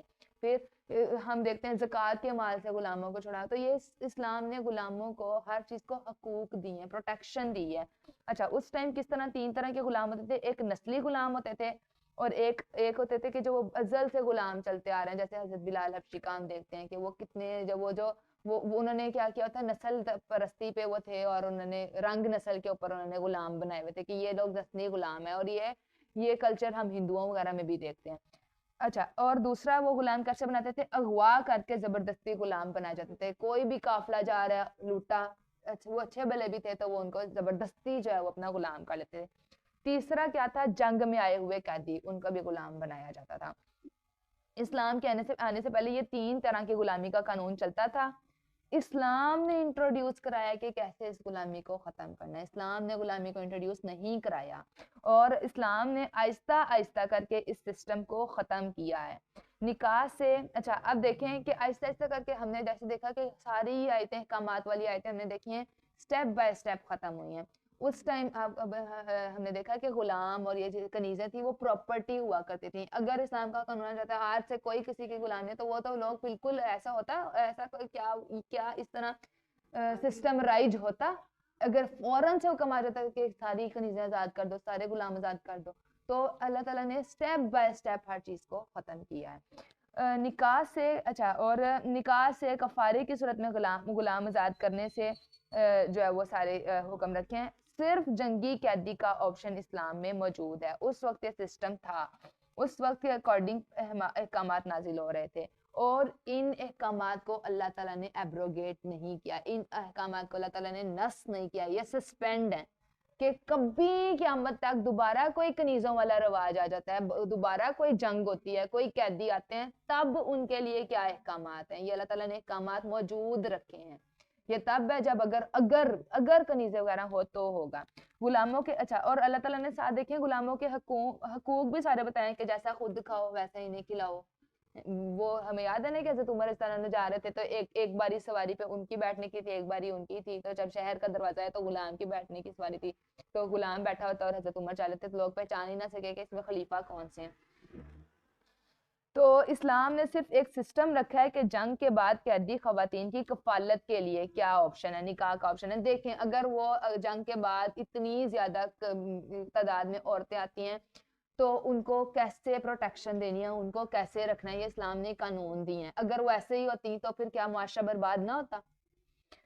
خلیفہ وقت کی رسپانسبلٹی ہوتی ہے۔ اچھا اور یہ نہیں ہے کہ جی جس کا جو دل کرے وہ اس کو جو کنیز آئی ہے وہ پکڑ لے، نہیں، خلیفہ وقت کی رسپانسبلٹی ہوتی تھی کہ وہ کیسے اس سب کو ڈسٹریبیوٹ کرتا ہے، اور ہر طرح کی عورت آتی تھی، یہ نہیں ہم سوچیں کہ جی وہ جوانی آتی ہوں گی، اس میں بوڑھی بیمار ہر طرح کی عورت ہوتی تھی۔ اور یہ آپ کیا سمجھتے ہیں کہ جو جنگ میں عورتیں آتی تھی وہ بڑی کوئی باربی ڈول قسم کی ہوں گی؟ وہ اپنے اندر گرجز لے کے اسلام کے خلاف وہ جنگ کے لیے نکل آتی تھی، تو وہ ان کو وہ قید کر کے تو ان کو سدھارنا اور ان کو وہ رکھنے کے سارے احکامات آئے ہیں. یہ اللہ کی حکمت ہے. اور یہاں سے بھی دیکھیں کہ اللہ تعالیٰ نے عورت کے جذبات کو کی فلفلمنٹ کے لیے یہ رکھا گیا, اس کی سیٹسفیکشن کے لیے یہ رکھا گیا کہ عورت جو ہے نا وہ اللہ تعالیٰ نے اس کے دل میں ایک ہی مرد کی جگہ رکھی ہوئی ہے. ایسا ہی ہے کہ وہ ایسے نہیں ہے کہ وہ ادھر ادھر پھرتی رہے ہر طرح, تو وہ اللہ تعالیٰ نے عورت کی سیٹسفیکشن کے لیے رکھی ہے کہ اب وہ قیدی بن کے آ گئی ہیں تو اب ان کے لیے کیا احکامات ہیں, ان کے بھی جذبات مجروح نہ کیے جائیں, ان سے بھی نکاح کر لو. اور مرد کے فوت ہونے پر جو ہے نا اسے آٹومیٹک کنیز جو ہے وہ آزاد ہو جاتی تھی. اسلام نے غلامی کو ختم کیا ہے نہ کہ فروغ دیا ہے. یہ سمجھنے کی ضرورت ہے. آج ہم آج کے برننگ ایشوز نہیں دیکھتے. آج کے برننگ ایشوز کیا ہیں؟ آج کے برننگ ایشوز یہ سلیوریز نہیں ہیں, یہ غلامیاں نہیں ہیں جن کو پروپیگنڈا بنا کے تو اسلام کو بدنام کیا جاتا ہے. ہم نے آج کے برننگ ایشوز دیکھنے کہ وہ آج کے کیا ہیں. اللہ یہ چاہتا ہے کہ سب کچھ واضح طور پر تمہیں بتا دے اور ان لوگوں کے طریقوں پر تمہیں چلائے جو تم سے پہلے گزر چکے ہیں, اور تم پر نظر رحمت سے متوجہ ہو, اور اللہ سب کچھ جاننے والا اور حکمت والا ہے. اللہ تو یہ چاہتا ہے کہ تم پر نظر رحمت سے متوجہ ہو اور مگر جو لوگ اپنی خواہشات کے پیچھے پڑے ہوئے ہیں وہ یہ چاہتے ہیں کہ تم راہ راست سے ہٹ کر دور تک چلے جاؤ. اللہ یہ چاہتا ہے کہ تم سے رسم و رواج کی پابندیوں کو ہلکا کر دے کیونکہ انسان کمزور پیدا کیا گیا ہے. یہ بات اللہ تعالیٰ نے یہاں پہ کیوں کیا کہ اللہ تعالیٰ تم کے اوپر سے رسم و رواج کی پابندیوں کو ہلکا کر دے اور انسان کو کمزور بنائے گا. کیوں؟ پیچھے ہم ساری کیا آیتیں پڑھ کے ہٹے ہیں, نکاح والی ساری آیتیں. ہم نے نکاح کو کتنا مشکل بنا لیا, کس وجہ سے؟ رسم و رواج سے, جہیز سے, اس سے. یہ ساری تو اللہ تعالیٰ نے نکاح کی نافرمانی کی ذمہ داری مرد کی ہے. ہم نے آج کیا اپنے ساتھ کیا ہوا ہے, کیوں کیا ہوا ہے؟ ہم کتنے 70 سالوں سے برصغیر میں ہندوؤں کے ساتھ رہے ہیں اور ہم نے ان کے کلچرز کو اڈاپٹ کر لیا. اللہ تعالیٰ نے نکاح میں آسانی رکھی ہے, ہم نے یہ رسم و رواج میں پڑھ کے اپنے لیے خود مشکل بنائی ہوئی ہے. ساتھ اللہ تعالیٰ کہہ رہے ہیں کیونکہ انسان کو کمزور پیدا کیا گیا ہے. ہمارا دین آسانی کا دین ہے. اے ایمان والو, آپس میں ایک دوسرے کے مال باطل طریقوں سے نہ کھاؤ. باطل طریقے کیا ہیں؟ چوری, ڈاکہ, سود, دھوکہ, فریب, بغیر اجازت کے کسی اور کا مال کھانا, حرام طریقے سے مال کھانا, بہت سے اس طرح کے. اور ایک ٹائم جو فار ایگزامپل ہم کہیں جاب کر رہے ہیں, وہ ٹائم ہمارا ان کے لیے ہے, وہ ہم نے ان کو دیا ہوا ہے کہ اس ٹائم میں اس جگہ پہ ہم انہی کا ہی کام کریں گے. وہاں ہم کوئی اپنے کام کھول کے بیٹھ جائیں تو یہ بھی بڑی جو ہے نا سمجھنے کے لیے بڑی باریک احکامات ہیں. اسکالرز کہتے ہیں کہ اس میں بہت زیادہ جو ہے نا یہ جو مال کو باطل طریقوں سے ہے نا یہ بہت باریک آیت ہے. اس کو ہم نے بڑے احتیاط سے کرنا ہے کہ ہم نے جو کام ہم کسی اور کے ہاں جاب کر رہے ہیں, ہم کسی اور کے مال کے ساتھ کام کر رہے ہیں, تو ہم نے کتنی احتیاط سے کام کرنا ہے. ابو امامہ کہتے ہیں کہ آپ صلی اللہ علیہ وسلم نے فرمایا جو شخص قسم کھا کر کسی مسلمان کا حق مار لیتا ہے اللہ اس کے لیے دوزخ واجب کر دیتا ہے اور جنت اس کے لیے حرام ہو جاتی ہے. کسی نے آپ صلی اللہ علیہ وسلم سے پوچھا اگرچہ یہ حق تلفی بالکل معمولی قسم کی ہو, فرمایا اگرچہ وہ پیلو کے درخت کی ایک شاخ کیوں نہ ہو. دیکھ لیں کتنی باریک بھی. سیدنا ابو ہریرہ صلی اللہ علیہ وسلم کہتے ہیں آپ صلی اللہ علیہ وسلم نے فرمایا اللہ عز و جل 4 قسم کے آدمیوں سے دشمنی رکھتا ہے. ایک وہ جو قسمیں کھا کر سودا بازی کرتا ہو, دوسرے محتاج جو اکڑ باز ہو, تیسرے بوڑھے زانی سے, چوتھے ظلم کرنے والے حاکم سے. سیدنا ابو ذر رضی اللہ عنہ کہتے ہیں کہ آپ صلی اللہ علیہ وسلم نے فرمایا قیامت کے دن اللہ تعالیٰ 3 آدمیوں سے نہ کلام کرے گا, نہ ان کی طرف دیکھے گا, نہ انہیں دردناک عذاب ہوگا. میں نے پوچھا یا رسول اللہ صلی اللہ علیہ وسلم وہ کون ہیں؟ وہ تو نامراد ہو گئے اور خسارے میں رہے. فرمایا ایک تہبند ٹخنوں سے نیچے لٹکانے والا, یہ جو مردوں کو حکم ہے نا ٹخنوں سے اوپر شلوار رکھنی ہے اس سے نیچے رکھنے والا. ہم نے کیا کیا ہوا ہے؟ ہمیں حکم ہے کہ ٹخنوں سے نیچے رکھنی ہے, ہم نے اوپر کی ہوئی ہے. ہم بھی اپنے آپ کو اس کیٹیگری میں شمار کریں اگر ہم شریعتی احکامات کو اس طرح اس کا مذاق اڑاتے ہیں یا نہیں مانتے. دوسرا احسان جتانے والا, اور تیسرا جھوٹی قسم کھا کر اپنا مال بیچنے والا. سیدنا عمر رضی اللہ عنہ کہتے ہیں آپ صلی اللہ علیہ وسلم نے فرمایا اللہ یہود کو غارت کرے, ان پر چربی حرام کی گئی تھی تو انہوں نے اسے پگھلایا پھر بیچ ڈالا. یہ بھی باطل طریقہ ہے کہ اللہ تعالیٰ نے کوئی چیز حرام کی ہے تو ہم اس کو جسٹیفائی کریں کہ نہیں میں ایسے تو نہیں کر رہا, میں تو اس طرح کر رہا ہوں.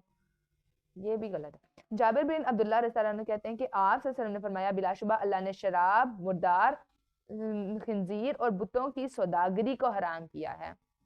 ابو مسعود انصاری رضی اللہ عنہ کہتے ہیں آپ صلی اللہ علیہ وسلم نے فرمایا کتے کی قیمت، فاحشہ کی کمائی اور نجومی کی اجرت سے منع فرمایا ہے۔ یہ تینوں چیزیں بھی آپ صلی اللہ علیہ وسلم نے فرمایا بازار میں غلہ لانے والے کو رزق ملتا ہے اور ذخیرہ اندوز ملعون ہے، لعنت زدہ ہے۔ رسول اللہ صلی اللہ علیہ وسلم کو واصلہ بن الاسقاء کہتے ہیں کہ میں نے رسول اللہ صلی اللہ علیہ وسلم کو یہ فرماتے سنا کہ جس شخص نے اپنی عیب دار چیز عیب بتائے بغیر بیچی وہ ہمیشہ اللہ کے غضب میں رہے گا اور فرشتے اس پر لعنت کرتے رہیں گے۔ آج ہم کیا کہتے ہیں، میں تو بڑا کول ہوں، میں نے اس کے ساتھ ایسے کیا، اس کو تو پتہ بھی نہیں چلا، ہم ایسے کہتے ہیں۔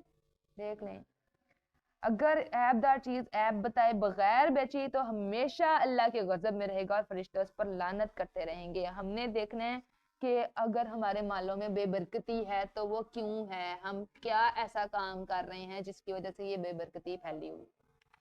ہم نے خود چیک اینڈ بیلنس کرنا۔ سیدنا ابو ہریرہ رضی اللہ عنہ کہتے ہیں کہ آپ صلی اللہ علیہ وسلم نے فرمایا کوئی مسلمان اپنے بھائی کے چکائے ہوئے سودے پر سودا نہ چکائے، یعنی کہ زیادہ رقم کا لالچ دے کر سودا خراب نہ کرے۔ آپ صلی اللہ علیہ وسلم نے فرمایا خبردار ظلم نہ کرو، خبردار کسی کا مال دوسرے کے لیے اس کی رضامندی کے بغیر حلال نہیں۔ ہم یہ نہیں کہہ سکتے میرے بھائی کا میں کھا لوں نہیں، اگر اس نے آپ کو اجازت نہیں دی کھانے کی تو آپ نہیں کھا سکتے۔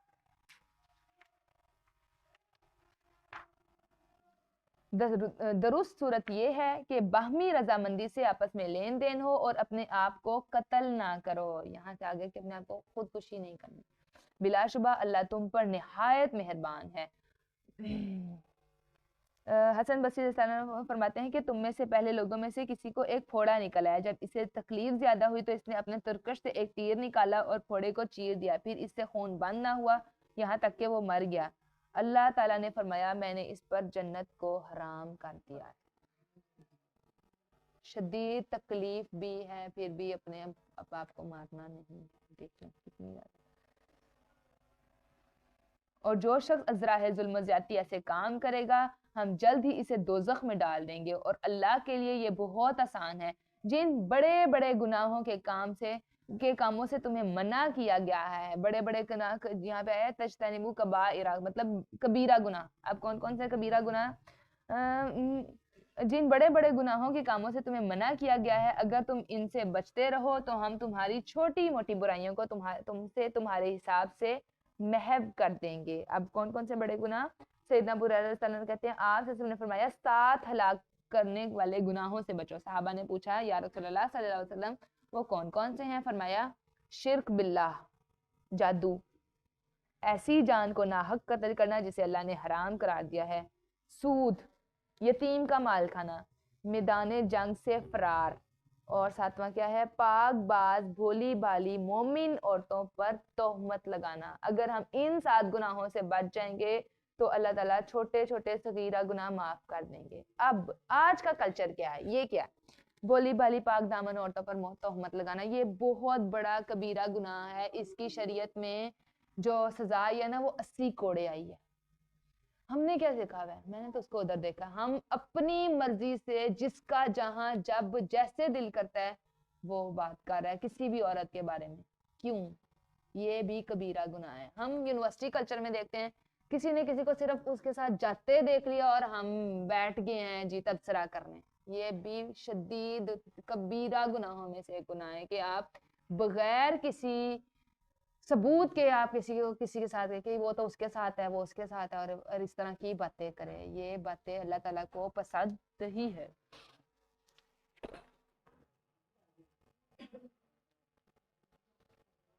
اور کبیرہ گناہ کون کون سے ہیں وہ دیکھتے ہیں۔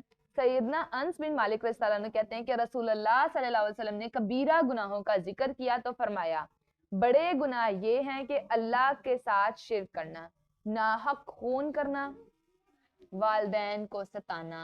والدین کو ستانا بھی کبیرہ گناہ ہے۔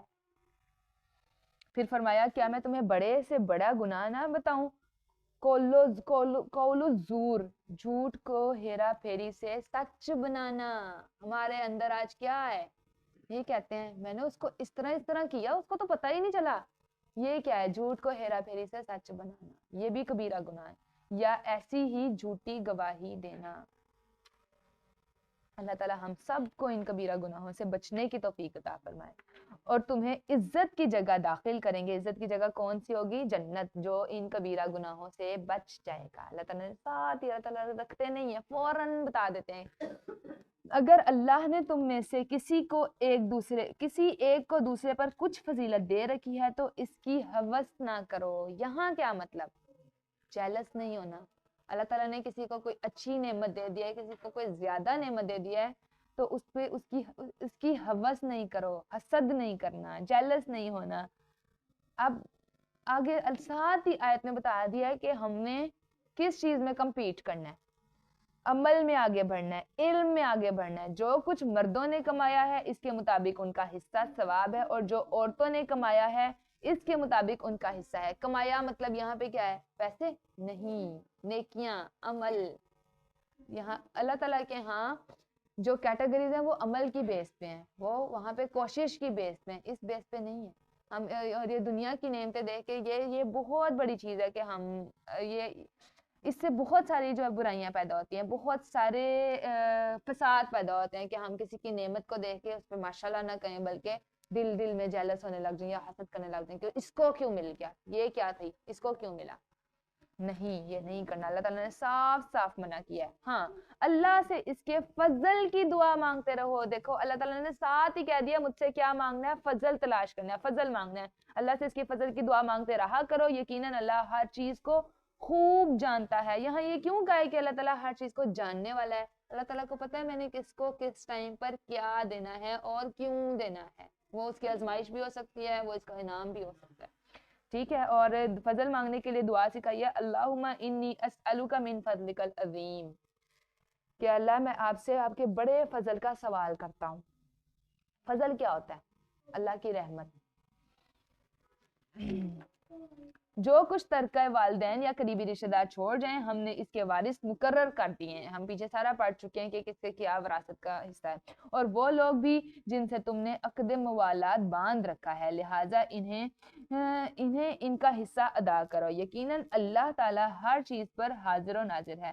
مرد عورت کے جملہ معاملات کے ذمہ دار اور منتظم ہیں، اس لیے کہ اللہ نے ایک دوسرے پر فضیلت رکھی ہے. یہاں پہ کیا ہے؟ الرجال قوامون علی النساء بما فضل اللہ بعضهم علی بعض وبما انفقوا من اموالهم فالصالحات قانتات حافظات للغیب بما حفظ اللہ. اب یہاں پہ یہی بات ہم پیچھے بھی ایک جگہ پڑھ چکے ہیں اور اب بھی، کہ اللہ تعالیٰ نے مردوں کو قوام بنایا ہے. قوام ڈبل رسپانسبلٹی، ایک درجہ زیادہ دیا ہے. کیوں؟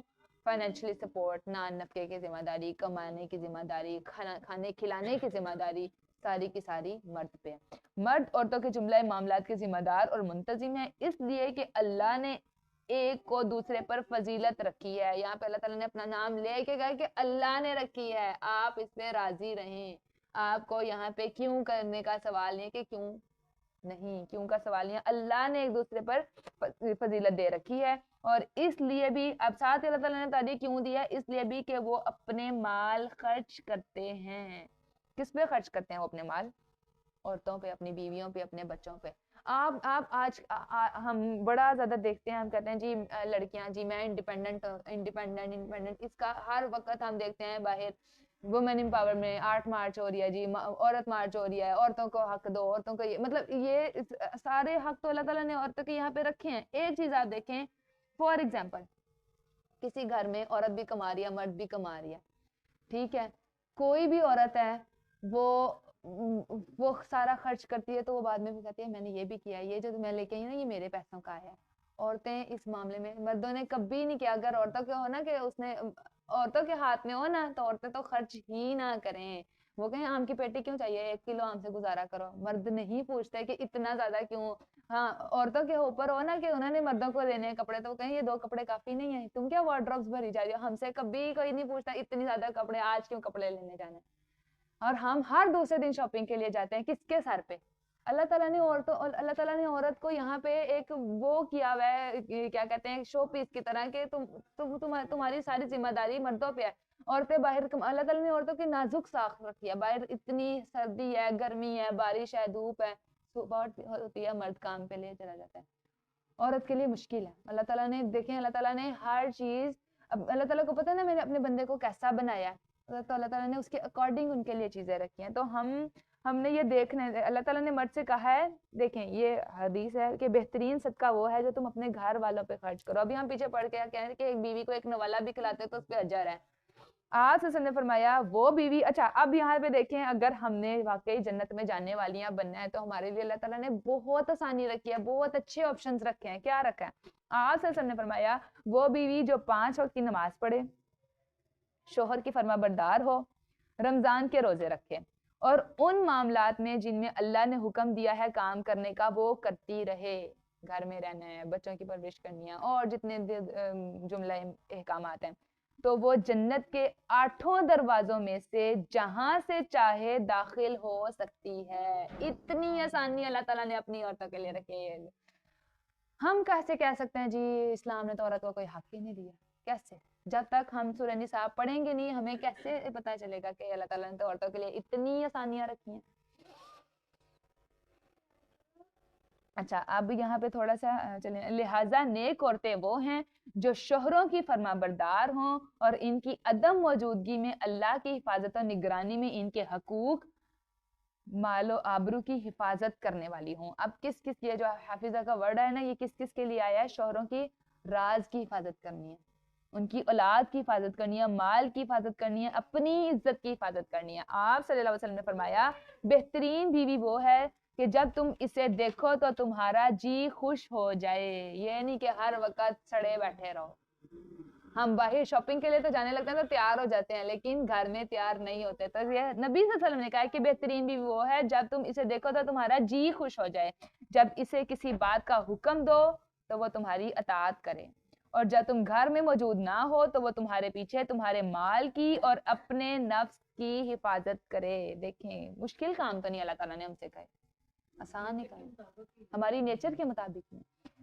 سید ابو ہریرہ رضی اللہ عنہ کہتے ہیں کہ آپ صلی اللہ علیہ وسلم نے فرمایا اگر عورت کا خاوند اس کے پاس موجود ہو تو وہ اس کی اجازت کے بغیر نفلی روزہ نہ رکھے. دیکھیں آپ صلی اللہ علیہ وسلم نے فرمایا جب مرد اپنی بیوی کو اپنے بستر پر بلائے اور وہ نہ آئے تو صبح تک فرشتے اس پر لعنت کرتے رہتے ہیں. اور جن بیویوں سے تمہیں سرکشی کا اندیشہ ہو انہیں سمجھاؤ اگر نہ سمجھے. اچھا یہاں پہ جو سرکشی کا اندیشہ ہے، یہاں پہ جو ورڈ یوز ہوا ہے نا وہ نشوزہ ہنہ کا ورڈ یوز ہوا ہے. نشوز کا لفظ عربی میں ایکسٹرا میریٹل افیئرز کو کہتے ہیں، ٹھیک ہے، نامحرم ملاقات ہے، اس کو کہتے ہیں. صرف واحد ایک یہ چیز ہے جس کے بارے میں یہ حکم ہے، اس کے علاوہ کوئی دوسری تیسری چیز نہیں ہے. اب پوری آیت پڑھتی ہوں پھر آپ کو بتاتی ہوں. جن بیویوں سے تمہیں سرکشی کا اندیشہ ہو انہیں سمجھاؤ، اگر نہ سمجھے تو خواب گاہوں میں الگ چھوڑ دو، اور پھر بھی نہ سمجھے تو ان کو مارو. اچھا اب یہ حکم صرف اس پہ ہے جو شوہر کے ہوتے ہوئے باہر کہیں جائے، مطلب ایکسٹرا میریٹل افیئرز کرے، ٹھیک ہے. پھر بھی اللہ تعالیٰ نے یہاں پہ سٹیپس رکھے ہیں کہ سمجھاؤ. 50% عورتیں سمجھانے سے ہی سمجھ جائیں گی. اگر پھر بھی نہیں سمجھ رہی پھر خواب گاہوں میں الگ چھوڑ دو، مطلب ناراض ہو جو تکیہ لے کے باہر آ جاؤ. یہ نہیں کہا کہ ان کو گھروں سے نکال دو، یہ بھی آپ دیکھیں، ان سے خواب گاہوں میں ان کو الگ چھوڑ دو، اپنے کمرے سے خود باہر نکل آؤ، ٹھیک ہے. یہ نہیں کہا کہ ان کو گھروں سے نکال دو. دوسری تیسری چیز پہ پھر کیا کہ پھر بھی نہ سمجھے، ان دونوں سٹیپس کے بعد نہ سمجھے تو پھر انہیں مارو. اچھا اب اس کے بارے میں بھی اتنی ساری حدیثیں ہیں کہ ایسے نہ مارو کہ ان کے نشان پڑ جائے، پھر چہرے پہ نہ مارو. اور اس کے بارے میں ایک ہے، یہ ایک نیسیسری ٹریٹمنٹ رکھا ہے صرف اس چیز کا، یہ نہیں کہ جو صبح اٹھتے ساتھ رات سوتے ساتھ نہیں، یا کسی سے بدتمیزی کی ہے یا کوئی بھی کیا یا کچھ نہیں، صرف واحد ایک چیز پہ کہا ہے. یہ بات لازمی یاد رکھیں، وہ بھی صرف بیرا روی پہ، اس کے علاوہ نہیں. اور اس کے بارے میں بھی ہے، صحابہ کہتے ہیں کہ رسول اللہ صلی اللہ علیہ وسلم نے مسواک کی ڈنڈی سے پکڑ کے فرمایا کہ ایسے مسواک کی ڈنڈی جیسے مارتے ہیں نا ویسے ایسے مارو، اس سے زیادہ نہیں مارنا. یہ نہیں کہ چہرے پہ نشان پڑ جائے، یہ نہیں کہ نیلو نیل. دیکھیں ہمارا دین کتنی زیادہ حفاظت کرتا ہے عورتوں کی. پھر اگر وہ تمہاری بات قبول کر لیں تو خواہ مخواہ ان پر زیادتی کے بہانے تلاش نہ کرو. اس کا کیا مطلب؟ اگر انہوں نے اپنا رویہ ٹھیک کر لیا تو پھر ان کو تانے نہیں دینے, ان پہ زیادتی نہیں کرنی. وہ کہتے ہیں نا اللہ معاف کر دیتا, بندے نہیں معاف کرتے. اللہ تعالیٰ نے ساتھ ہی کہہ دیا ان پہ زیادتی کے بہانے تلاش نہ کرو, بہانے تلاش. دیکھ لیں. اور آپ نے فرمایا خبردار عورتوں کے متعلق نیک سلوک کی وصیت قبول کرو, وہ تمہارے پاس صرف تمہارے لیے مخصوص ہیں, اس کے سوا تم ان کے کچھ بھی مالک نہیں بجوز اس کے کہ وہ کھلی بے حیائی کریں. اگر وہ ایسا کریں تو تم انہیں بستروں میں علیحدہ کر سکتے ہو اور اس طرح مار سکتے ہو کہ انہیں چوٹ نہ آئے. دیکھیں اچھا, اب ہم یہاں پہ بہت سی عورتیں ہیں جو کہتے ہیں جی مرد کو قوام بنایا, لیکن آپ یہ دیکھیں کہ بیٹوں کو ان کی تربیت کرنے کی ذمہ داری اللہ تعالیٰ نے آپ پہ رکھی ہے. آپ نے اپنے بیٹوں کو بہترین قوام بنانا ہے. اگر اللہ تعالیٰ نے آپ کو کہا ہے نا کہ ایک کی آپ نے فرما برداری کرنی ہے, ایک شوہر کی صرف فرما برداری کرنی ہے, تو اللہ تعالیٰ نے آپ کے نیچے آپ کے بیٹے رکھے ہیں جن کو کہا ہے کہ وہ آپ کی فرما برداری کریں. تو آپ کا رتبہ کہیں پہ بھی کم نہیں ہے. یقیناً اللہ بلند مرتبے والا اور بڑی شان والا ہے. اور اگر تمہیں زوجین کے باہمی تعلقات بگڑ جانے کا خدشہ ہو تو ایک ثالث مرد کے خاندان سے اور ایک عورت کے خاندان سے مقرر کر لو. اگر وہ دونوں صلح چاہتے ہوں تو اللہ تعالیٰ ان میں موافقت پیدا کر دے گا. اللہ تعالیٰ یقیناً سب کچھ جاننے والا اور باخبر ہے. یہاں پہ کیا اللہ تعالیٰ ان میں موافقت پیدا کر دے گا کب؟ اگر وہ دونوں صلح چاہتے ہیں. نیتیں اچھی رکھنی ہیں. ہم نے نیت اچھی ہوگی نا تو کوئی نہ کوئی صورت پیدا ہو جائے گی واپس پیچ اپ کی. اگر ہماری نیت ہی خراب ہے نا کہ نہیں میں تو کرنا ہی نہیں, میں نے تو صلح کرنی ہی نہیں, تو پھر وہ جس چیز کی ہماری نیت ہوتی ہے اللہ تعالیٰ وہی راستے ہمارے لیے آسان کر دیتے ہیں. اور اللہ کی عبادت کرو اور اس کے ساتھ کسی کو شریک نہ بناؤ. والدین سے اچھا سلوک کرو, نیز قریبی رشتہ داروں, یتیموں, مسکینوں اور رشتہ دار ہمسائے, اجنبی ہمسائے, اپنے ہم نشین اور مسافر, ان سب سے اچھا سلوک کرو. نیز لونڈی غلاموں سے بھی جو تمہارے قبضے میں ہیں. اب ہمسایوں کے بارے میں کیا آپ صلی اللہ علیہ وسلم نے فرمایا جو شخص اللہ اور آخرت کے دن پر یقین رکھتا ہو وہ اپنے ہمسائے کو تکلیف نہ پہنچائے. ایک دفعہ آپ صلی اللہ علیہ وسلم نے 3 بار یہ الفاظ دہرائے, اللہ کی قسم وہ شخص مومن نہیں. صحابہ نے پوچھا کون یا رسول اللہ؟ آپ صلی اللہ علیہ وسلم نے فرمایا جس کی اعزا دہی سے اس کا ہمسایہ امن میں نہ ہو. ہمسایوں کے حقوق ہمارے دین نے ہر چیز کے حقوق دیے ہیں. آپ نے فرمایا جس کی اعزا دہی سے اس کا ہمسایہ امن میں نہ ہو وہ جنت میں داخل نہ ہوگا. آپ صلی اللہ علیہ وسلم نے فرمایا وہ شخص جو اللہ اور روز آخرت پر ایمان رکھتا ہے اسے چاہیے کہ اپنے ہمسائے کی عزت کرے. آپ صلی اللہ علیہ وسلم نے فرمایا جبریل علیہ السلام مجھے ہمسایہ سے حسن سلوک کے بارے میں اتنی وصیت کرتے رہے کہ میں نے سمجھا وہ اسے وارث بھی بنا دیں گے. اتنا زیادہ حکم آیا ہمسایوں کا. آپ صلی اللہ علیہ وسلم نے فرمایا سیدنا ابو ذر رضی اللہ عنہ سے فرمایا ابو ذر جب تم سالن پکاؤ تو اس کا شوربہ زیادہ کر لیا کرو اور اپنے پڑوسیوں کا بھی خیال رکھو. آپ نے فرمایا وہ شخص مسلمان نہیں جو خود تو پیٹ بھر کر کھانا کھاتا ہے اور اس حال میں کہ اس کا ہمسایہ بھوکا رہے. آپ نے فرمایا 3 آدمی ایسے ہیں جن کی طرف اللہ قیامت کے دن دیکھے گا بھی نہیں اور نہ انہیں پاک کرے گا اور انہیں دردناک عذاب ہوگا. یہ حدیث مسافروں کے بارے میں آئی ہے. ایک وہ شخص جس کے پاس راستے میں فاضل پانی ہو یعنی کہ زیادہ پانی ہو اور وہ مسافر کو پانی بھی نہ دے. دیکھیں کتنی بڑی ڈرانے والی حدیث ہے. ہم گھر میں کوئی ہم سے دروازہ کھٹکھٹا کے پانی مانگتا ہے انکار نہیں کرتے. ہم رستے میں ہمارے پاس پانی کی بوتل ہے ہم دیں پانی. ہم یہ نہیں کہیں نہیں بہانے بنائیں کہ نہیں یہ میرا ہی پانی ہے یا یہ دم والا پانی ہے. اس طرح کے بڑے سارے بہانے بناتے ہیں. نہیں, پانی دینا ہے.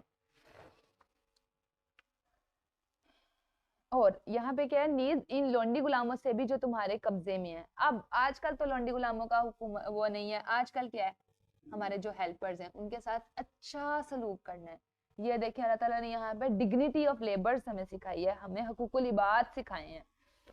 آپ صلی اللہ علیہ وسلم نے فرمایا جو شخص اپنے غلام پر تہمت لگائے در آن حال یہ کہ وہ اس چیز سے بری ہو جو اس نے تہمت لگائی ہے تو قیامت کے دن اسے کوڑے لگائے جائیں گے. ہم کتنی آسانی سے کہہ دیتے ہیں ضرور اس نے اٹھائی ہوگی جو بھی کام کرنے گھر میں آیا ہوا ہے.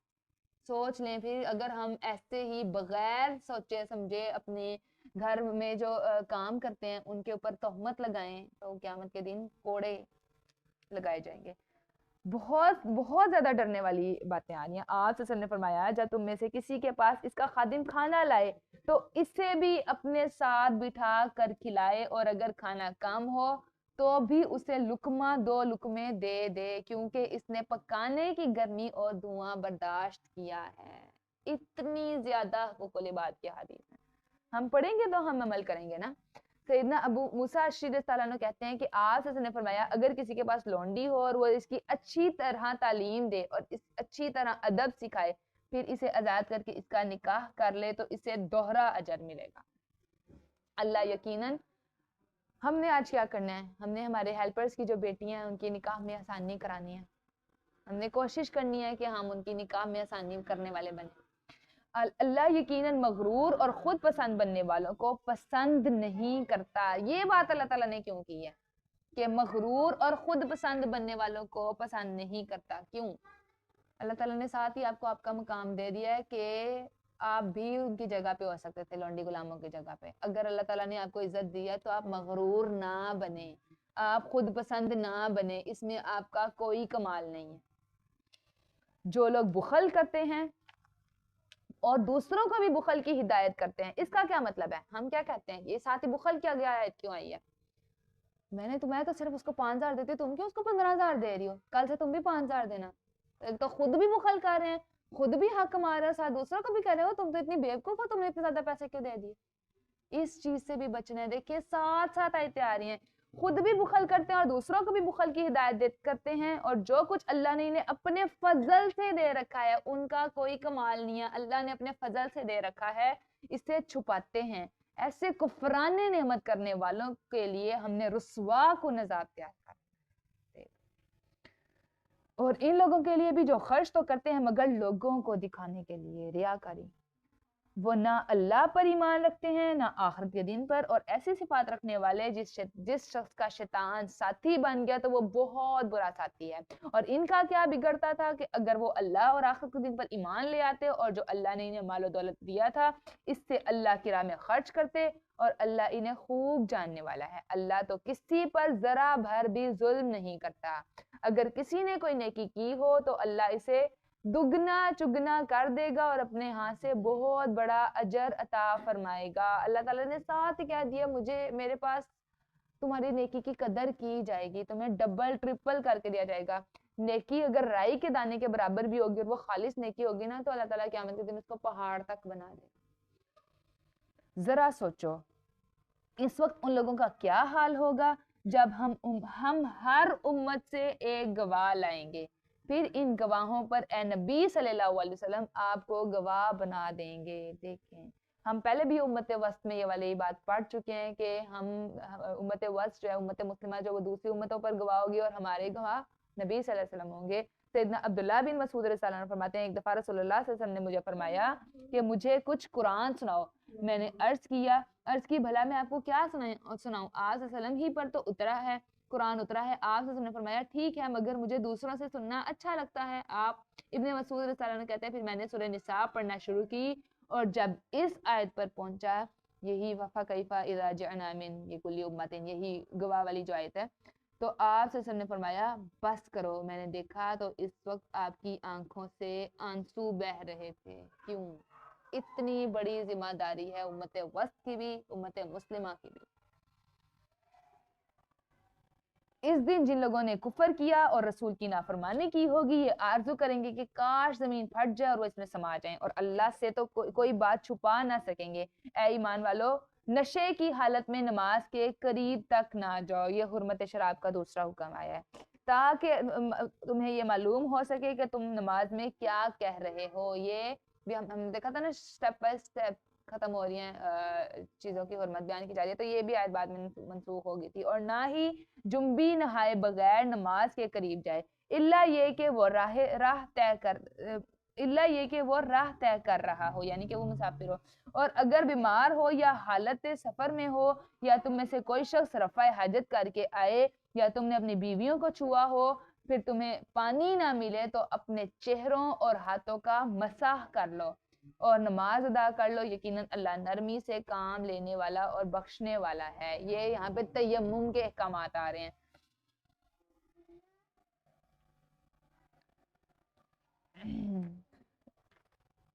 کیا آپ نے ان لوگوں کی حالت پر بھی غور کیا جنہیں کتاب کا کچھ علم دیا گیا ہے، جس سے وہ گمراہی خریدتے ہیں اور چاہتے یہ ہیں کہ تم بھی راہ حق سے بہک جاؤ؟ اللہ تمہارے دشمنوں کو خوب جانتا ہے، تمہاری سرپرستی اور مدد کے لیے اللہ ہی کافی ہے۔ یہودیوں میں سے کچھ لوگ ایسے ہیں جو کتاب کی کلمات کو ان کے موقع و محل سے بدل دیتے ہیں اور اپنی زبانوں کو توڑ مڑوڑ کر اور دین میں تانا زنی کرتے ہوئے یوں کہتے ہیں سمعنا و عصینا اور اسما غیر مسمعین۔ اس کا کیا مطلب؟ سمعنا عصینا کا کیا مطلب ہے؟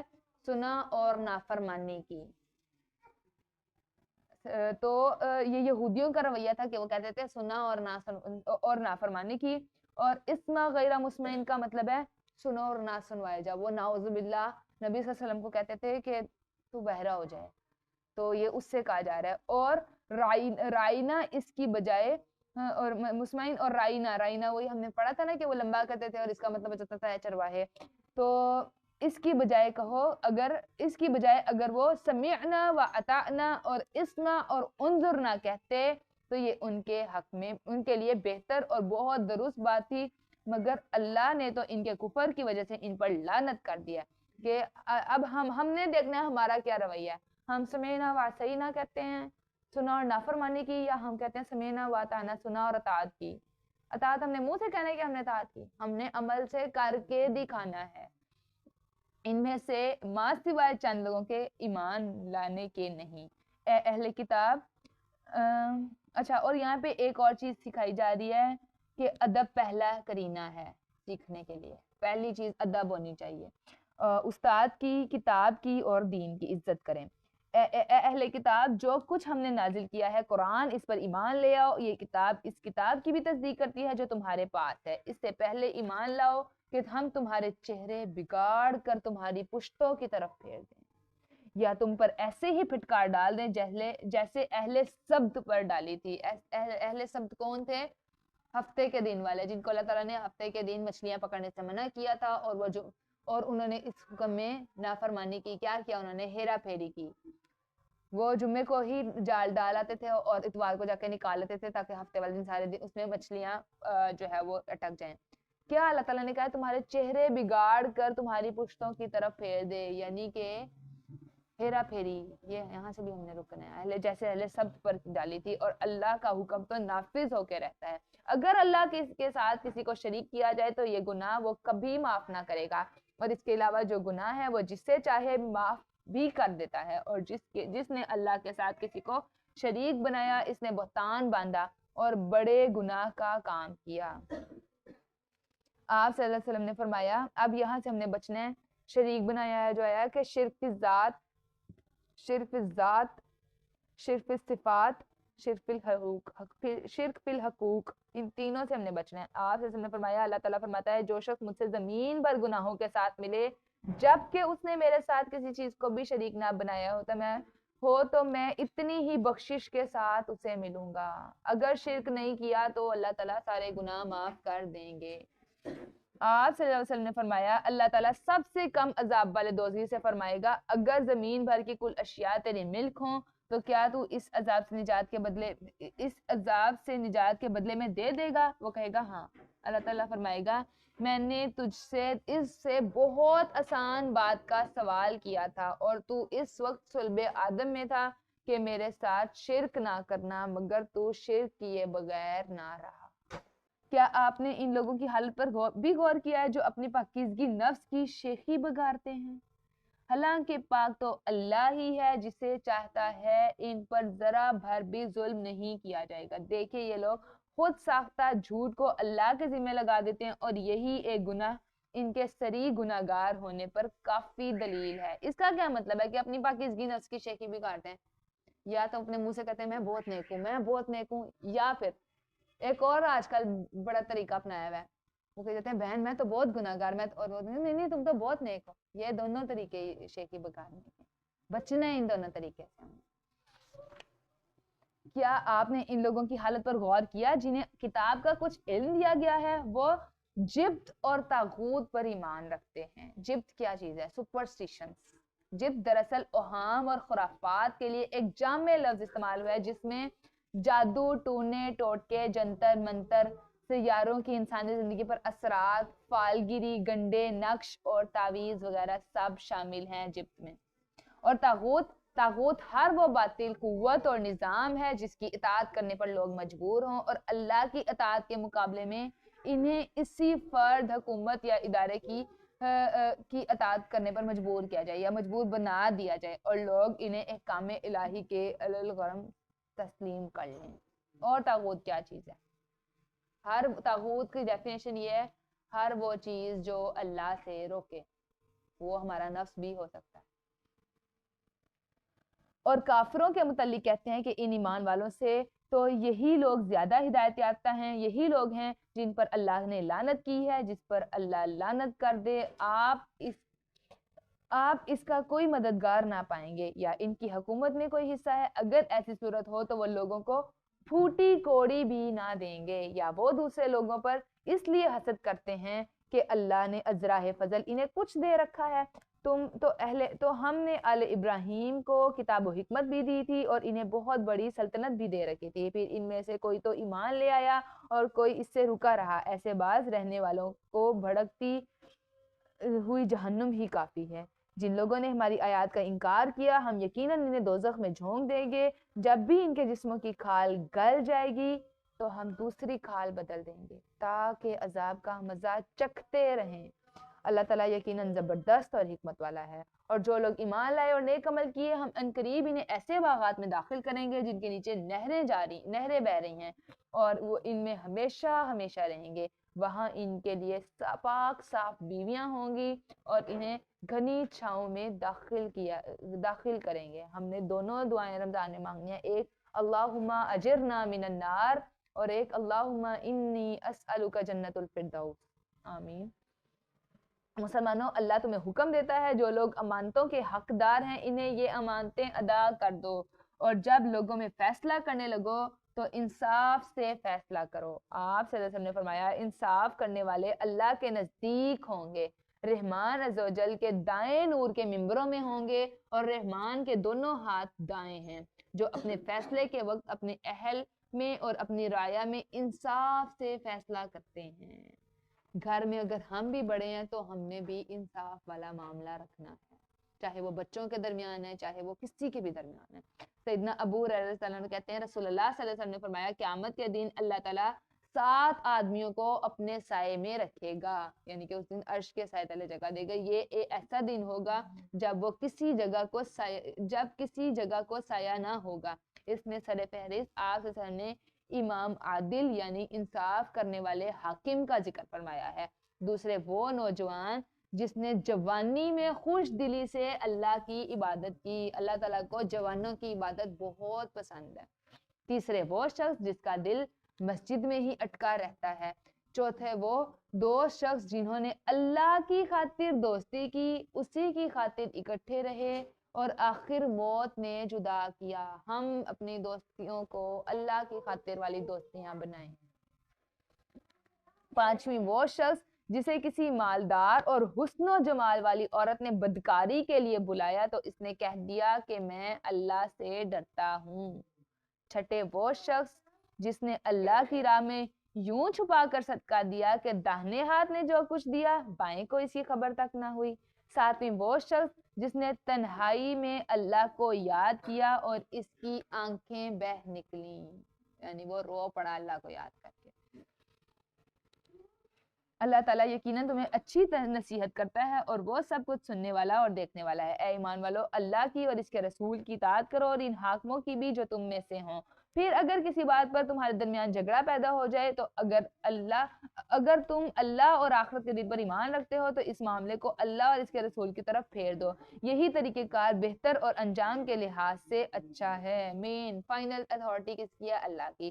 اے نبی، آپ نے ان لوگوں کے حال پر غور کیا جو دعویٰ تو یہ کرتے ہیں کہ جو کچھ آپ کی طرف نازل کیا گیا ہے اس پر بھی ایمان لائے ہیں اور اس پر بھی جو آپ سے پہلے اتارا گیا ہے، مگر چاہتے یہ ہیں کہ اپنا مقدمہ तागूत के पास ले जाएं, हालांकि इन्हें हुक्म ये दिया गया था कि वो तागूत के फैसले तस्लीम ना करें, और शैतान तो ये चाहता है कि इन्हें गुमराह करके बहुत दूर तक ले जाए। और जब इन्हें कहा जाता है कि इस चीज़ की तरफ आओ जो अल्लाह ने नाजिल की है और रसूल की तरफ आओ तो आप मुनाफिकों को देखेंगे कि वो आपके पास आने से गुरेज करते हैं। सैयदना अबू हुरैरा रज़ियल्लाहु अन्हु कहते हैं, आप ने फरमाया, जिसने मेरी इताअत की उसने अल्लाह की इताअत की, और जिसने मेरी नाफरमानी की उसने अल्लाह की नाफरमानी की। अच्छा, ये जो बात है ना कि वो आप के पास आने से गुरेज करते हैं मुनाफिक, ये ऐसा हुआ था कि एक मुनाफिक और एक यहूदी के दरमियान एक झगड़ा पैदा हो गया था किसी चीज़ पर। तो यहूदी जो था वो हक पर था, तो वो यहूदी ने कहा कि वो, क्योंकि नबी सल्लल्लाहु अलैहि वसल्लम को उसको पता था कि ये सच्चे नबी हैं, तो उन्होंने कहा कि आओ तुम्हारे नबी, आपके नबी के पास जाते हैं और उनसे फैसला करा लेते हैं। तो मुनाफिक चूंकि उसको पता था कि मैं जो है ना वो गलत हूँ, तो वो ना आने से गुरेज कर रहा था, लेकिन यहूदी फिर भी जबरदस्ती जो है वो नबी सल्लल्लाहु अलैहि वसल्लम के पास आ गया और उसने फैसला करा लिया, और नबी सल्लल्लाहु अलैहि वसल्लम ने यहूदी के हक में फैसला कर दिया। लेकिन मुनाफिक ने उस फैसले को नहीं माना, उसने कहा चलो आओ हजरत उमर के पास चलते हैं। तो उसको ये था कि शायद हजरत उमर मेरे हक में फैसला कर दें। जब हजरत उमर के पास गए तो उस टाइम हजरत उमर जो है ना नाइबे रसूल होने के उस पे जो है ना इस अथॉरिटी पे थे कि वो लोगों के फैसले करते थे। तो हजरत उमर के पास गए तो हजरत उमर ने दोनों का मौक़िफ़ सुना। जब यहूदी का मौक़िफ़ सुना तो यहूदी ने एंड पे ये कहा कि हम नबी सल्लल्लाहु अलैहि वसल्लम के पास भी गए थे और उन्होंने हमारे हक में फैसला कर दिया। तो हजरत उमर रज़ियल्लाहु अन्हु उसी वक्त खड़े हुए और अंदर गए। उन्होंने जब उन्होंने ये सुना ना कि यहूदी के हक में नबी सल्लल्लाहु अलैहि वसल्लम ने पहले ही फैसला कर दिया, तो ये सुनते ही सैयदना उमर अंदर गए और तलवार निकाल लाए और आते ही इस मुनाफिक का सर कलम कर दिया और फरमाया कि जो शख्स नबी सल्लल्लाहु अलैहि वसल्लम के फैसले को तस्लीम ना करे उसके लिए मेरे पास यही फैसला है।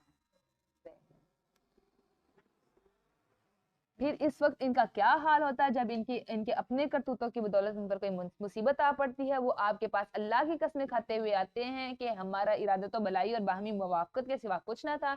ऐसे लोगों के दिलों में जो कुछ होता है अल्लाह इसे खूब जानता है। सो आप इनसे एराज कीजिए और नसीहत कीजिए और ऐसी बात कहिए जो इनके दिलों में उतर जाए, और इन्हें बताइए कि हमने जो रसूल भी भेजा है इसलिए भेजा है कि अल्लाह के हुक्म की बिना पर इसकी इताअत की जाए। और जब इन्होंने अपने आप पर जुल्म कर लिया तो अगर वो इस वक्त आज उनके पास आ जाते और अल्लाह से बख्शिश तलब करते और रसूल भी इनके लिए बख्शिश तलब करता तो यकीनन अल्लाह को तौबा कबूल करने वाला और रहम करने वाला पाते। ए मोहम्मद सल्लल्लाहु अलैहि वसल्लम, तुम्हारे रब की कसम ये लोग इस वक्त तक मोमिन नहीं हो सकते जब तक कि अपने तनाज़ात में आप सल्लल्लाहु अलैहि वसल्लम को हुक्म फैसला करने वाला तस्लीम ना कर लें। फिर आप जो फैसला करें इसके मुतालिक अपने दिलों में घुटन भी महसूस ना करें और फैसला पर पूरी तरह तस्लीम सर खम कर दें। हमारे लिए क्या आज का हुक्म है? आज हमारे लिए फैसले की किताब कौन सी है? अगर इसके एक काम सुन के भी हम अपने दिलों में घुटन महसूस करते हैं तो हम समझ लें कि हम मोमिन नहीं हैं। रसूलुल्लाह सल्लल्लाहु अलैहि वसल्लम ने फरमाया, कोई शख्स इस वक्त तक मोमिन नहीं हो सकता जब तक कि अपनी ख्वाहिशात को इस चीज़ के ताबे ना बना दे जो मैं लेकर आया हूँ। नबी क्या लेकर आए हैं? कुरान, सुन्नत, हदीस। और अगर हम इन पर वाजिब कर देते कि वो अपने आप को कत्ल करें या अपने घरों से निकल जाएं तो माँ सिवाय चंद आदमियों के इनमें से कोई भी ऐसा ना करता। और अगर वो वही कुछ कर लेते जो इन्हें नसीहत की जाती है तो ये बात इनके हक में बेहतर और ज्यादा साबित करने का मौजब बन जाती है। अंदनी सूरत हम इन्हें अपने हाँ से बहुत बड़ा अजर भी देते और इन्हें सीधी राह पर भी चलाए रखते। और जो शख्स अल्लाह और रसूल की इताअत करता है तो ऐसे लोग इन लोगों के साथ होंगे जिन पर अल्लाह ने इनाम किया है, यानी अंबिया, सिद्दीकीन, शहीदों और सालिहीन के साथ। और रफीक होने के लिहाज से ये लोग कितने अच्छे हैं। हम सूरह फातिहा में क्या दुआ करते हैं कि अल्लाह ताला मुझे उन इनाम याफ्ता लोगों में शामिल कीजिए। तो इनाम याफ्ता ये सारे लोग हैं। और हमने कैसे इनाम याफ्ता लोगों में शामिल होना है? अल्लाह और उसके रसूल की इताअत करके। हमारे पास फॉर्मूला आ गया। ऐसा फजल अल्लाह ही की तरफ से होगा और हकीकत जानने के लिए अल्लाह ताला का अलीम होना ही काफी है। ए ईमान वालों, अपने बचाव का सामान हर वक्त अपने पास रखो, फिर अलग अलग दस्तों की शक्ल में कूच करो या सब इकट्ठे मिलकर। तुम में से कोई ऐसा भी है जो दीदा दानिस्ता पीछे रह जाता है, फिर अगर तुम्हें कोई मुसीबत पहुंच जाए तो कहता है मुझ पर तो अल्लाह ने बहुत एहसान किया है। ये मुनाफिकों का रवैया बताया जा रहा है کہ جنگ کے لیے وہ نہیں جاتے تھے, پیچھے پیچھے رہتے تھے, کہ میں ان میں موجود نہ تھا, اور اگر تم پر اللہ کا فضل ہو جائے تو یوں بات کرتا کہ جیسے تمہارے اور اس کے درمیان کوئی دوستی کا رشتہ تھا ہی نہیں, اور کہتا ہے کاش میں بھی ان کے ساتھ ہوتا تو کتنی بڑی کامیابی سے ہمکنار ہو جاتا. منافق کا کیا رویہ, مال کی محبت, فتح کی, اور یہ جب اس کو دیکھا اچھی چیز ہے تو ساتھ ہو جو, جب کوئی مشکل چیز ہے یہ تو پیچھے ہٹ جاؤ. اس کے بارے میں یہ جو ابھی ہم نے پڑھا نا کہ صدیقین کا, صالحین کا, شہیدوں کا ساتھ پانا, تو سیدنا ربیعہ بن کعب اسلمی رضی اللہ عنہ کہتے ہیں کہ میں رات کو رسول اللہ صلی اللہ علیہ وسلم کے پاس رہا کرتا اور آپ کے پاس وضو اور حاجت کا پانی لایا کرتا. ایک دفعہ میں آپ کو وضو کروا رہا تھا, آپ صلی اللہ علیہ وسلم نے خوش ہو کر فرمایا مانگ, کیا مانگتا ہے؟ میں نے کہا میں جنت میں آپ صلی اللہ علیہ وسلم کی رفاقت چاہتا ہوں. آپ صلی اللہ علیہ وسلم نے فرمایا اس کے علاوہ کوئی اور بات بتاؤ. میں نے کہا میں تو یہی چیز مانگتا ہوں. آپ صلی اللہ علیہ وسلم نے فرمایا اچھا تو پھر کثرت سجود کو اپنے آپ پر لازم کر لو اور اس طرح اس سلسلے میں میری مدد کرو. نماز, نوافل وغیرہ. ہمارے پاس بڑا اچھا موقع تراویح میں کثرت سجود, تھوڑی چھوٹی چھوٹی تراویحیں ہوتی ہیں, ہم جتنے زیادہ سجدے کریں گے, ہم اس نیت سے کریں کہ اللہ تعالیٰ میں نے بھی جنت میں نبی صلی اللہ علیہ وسلم کی رفاقت پانی ہے. اللہم ربنا جعلنا منہم. لہٰذا جن لوگوں نے آخرت کے عوض دنیا کی زندگی کو بیچ دیا ہے انہیں اللہ کی راہ میں لڑنا چاہیے, اور جو شخص اللہ کی راہ میں لڑتا ہے پھر خواہ وہ شہید ہو جائے یا غالب آ جائے, جلد ہی دونوں صورتوں میں ہم اسے بہت بڑا اجر دیں گے. سیدنا ابو ہریرہ رضی اللہ عنہ کہتے ہیں آپ صلی اللہ علیہ وسلم نے فرمایا جو شخص اس حال میں مرے کہ نہ اس نے اللہ کی راستے میں جنگ کی نہ ہی کبھی اس کے دل میں اس کا خیال گزرا ہو تو اس کی موت نفاق کی ایک شاخ پر ہوگی. سیدنا ابو سعید خدری رضی اللہ عنہ فرماتے ہیں آپ صلی اللہ علیہ وسلم سے پوچھا گیا کہ لوگوں میں سب سے افضل کون ہے؟ فرمایا جو اللہ کی راہ میں اپنی جان اور مال سے جہاد کرے. سیدنا ابو ہریرہ رضی اللہ عنہ کہتے ہیں کہ آپ صلی اللہ علیہ وسلم نے فرمایا جنت کے 100 درجے ہیں جنہیں اللہ نے بلندی اور درجات کے حساب سے مجاہدین فی سبیل اللہ کے لیے تیار کیا ہے, اور ہر درجے کا اتنا ہی فاصلہ ہے جتنا زمین اور آسمان کا درمیانی فاصلہ. آپ صلی اللہ علیہ وسلم نے فرمایا جس بندے کے قدم اللہ کی راہ میں غبار آلود ہوں تو یہ نہیں ہو سکتا کہ پھر اسے آگ چھوئے. آپ صلی اللہ علیہ وسلم نے فرمایا خوب جان لو جنت تلواروں کے سائے تلے ہے. آپ صلی اللہ علیہ وسلم نے فرمایا اللہ کی راہ میں ایک صبح یا ایک شام نکلنا دنیا و ما فیہا سے بہتر ہے. دنیا و ما فیہا کا مطلب دنیا اور جو کچھ اس کے درمیان موجود ہے. مسلمانوں تمہیں کیا ہو گیا ہے کہ تم اللہ کی راہ میں جہاد نہیں کرتے جبکہ کئی کمزور مرد, عورتیں اور بچے ایسے ہیں جو یہ فریاد کرتے ہیں کہ اے ہمارے رب ہمیں اس بستی سے نکال جس کے باشندے ظالم ہیں, اور اپنی جناب سے ہمارے لیے کوئی حامی اور مددگار پیدا فرما دے. جو لوگ ایمان لائے ہیں اور اللہ کی راہ میں جنگ کرتے ہیں اور جو کافر ہیں اور وہ طاغوت کی راہ میں ہیں سو ان شیطان کے دوستوں سے خوب جنگ کرو, یقیناً شیطان کی چال کمزور ہوتی ہے. کیا آپ صلی اللہ علیہ وسلم نے ان لوگوں کے حال پر غور نہیں کیا جنہیں کہا گیا تھا کہ ابھی جنگ سے ہاتھ روکے رکھو اور ابھی صرف نماز قائم کرو اور زکوٰۃ ادا کرتے رہو؟ یہ کب حکم آیا تھا؟ جب ابھی ہجرت نہیں ہوئی تھی, مسلمان مکہ میں موجود تھے, تب آیا تھا کہ ابھی جنگ نہیں کرنی. پھر جب ان پر جہاد فرض کیا گیا تو ان میں سے کچھ لوگوں سے یوں ڈرنے لگے جیسے اللہ سے ڈرنا چاہیے یا اس سے بھی زیادہ, اور کہنے لگے اے ہمارے رب تو نے ہم پر جنگ کیوں فرض کر دی, ہمیں مزید کچھ عرصہ کے لیے مہلت کیوں نہ دی؟ آپ صلی اللہ علیہ وسلم ان سے کہیے کہ دنیا کا آرام تو چند روزہ ہے اور ایک پرہیزگار کے لیے آخرت ہی بہتر ہے, اور تم پر ذرا بھر بھی ظلم نہیں کیا جائے گا. جہاں کہیں بھی تم ہو موت تمہیں آ ہی لے گی خواہ تم مضبوط قلعوں میں محفوظ ہو جاؤ. یہ لوگ اسی لیے جنگ پہ نہیں جاتے تھے کہ کہیں وہ مر نہ جائیں, تو اللہ تعالیٰ کہتے ہیں موت تو کہیں پہ بھی آ جائے گی, اور اگر انہیں کوئی فائدہ پہنچے تو کہتے ہیں یہ اللہ کی طرف سے پہنچا, اور اگر کوئی مصیبت پڑ جائے تو کہتے ہیں یہ تمہاری وجہ سے پہنچی ہے. آپ ان سے کہیے سب کچھ ہی اللہ کی طرف سے ہوتا ہے, ہم نے بھی کوئی بلیم گیم نہیں کرنا, اس نے میرے ساتھ ایسا کر دیا اس نے میرے ساتھ ایسا کر دیا, نہیں, اللہ کے اذن کے بغیر کچھ نہیں ہوا. آخر ان لوگوں کو کیا ہو گیا ہے کہ بات کو سمجھنے کی کوشش ہی نہیں کرتے. اگر تجھے کوئی فائدہ پہنچے تو وہ اللہ کی طرف سے ہوتا ہے, اور کوئی مصیبت آئے تو وہ تیرے اپنے مال کی بدولت ہوتی ہے. اور ہم نے آپ صلی اللہ علیہ وسلم کو سب لوگوں کے لیے رسول بنا کر بھیجا ہے، اور اس بات پر اللہ کی گواہی ہی کافی ہے۔ جس کسی نے رسول کی اطاعت کی تو اس نے اللہ کی اطاعت کی، اور اگر کوئی منہ موڑتا ہے تو ہم نے آپ صلی اللہ علیہ وسلم کو ان پر پاسبان بنا کر نہیں بھیجا، آپ کا کام یہ صرف پہنچا دینا۔ وہ آپ صلی اللہ علیہ وسلم سے تو کہتے ہیں کہ ہم اطاعت کریں گے، لیکن جب اب آپ کے ہاں سے چلے جاتے ہیں تو ان میں سے کچھ لوگ رات کو جمع ہو کر آپ کی باتوں کے برعکس مشورے کرتے ہیں۔ یہ منافقین کا رویہ تھا، اور جو وہ مشورے کرتے ہیں اللہ انہیں لکھتا جاتا ہے۔ کوئی سازش کسی بھی قسم کی غلط چیزیں مشورے تو اللہ تعالیٰ دیکھ رہا ہے، اللہ تعالیٰ لکھ رہا ہے، لہٰذا ان کی پرواہ نہ کیجیے اور اللہ پر بھروسہ رکھیے، اور اللہ پر بھروسہ کرنا ہی کافی ہے۔ کیا یہ لوگ قرآن میں غور نہیں کرتے؟ اگر یہ قرآن اللہ کے علاوہ کسی اور کی طرف سے ہوتا تو اس میں بہت سے اختلاف پاتے۔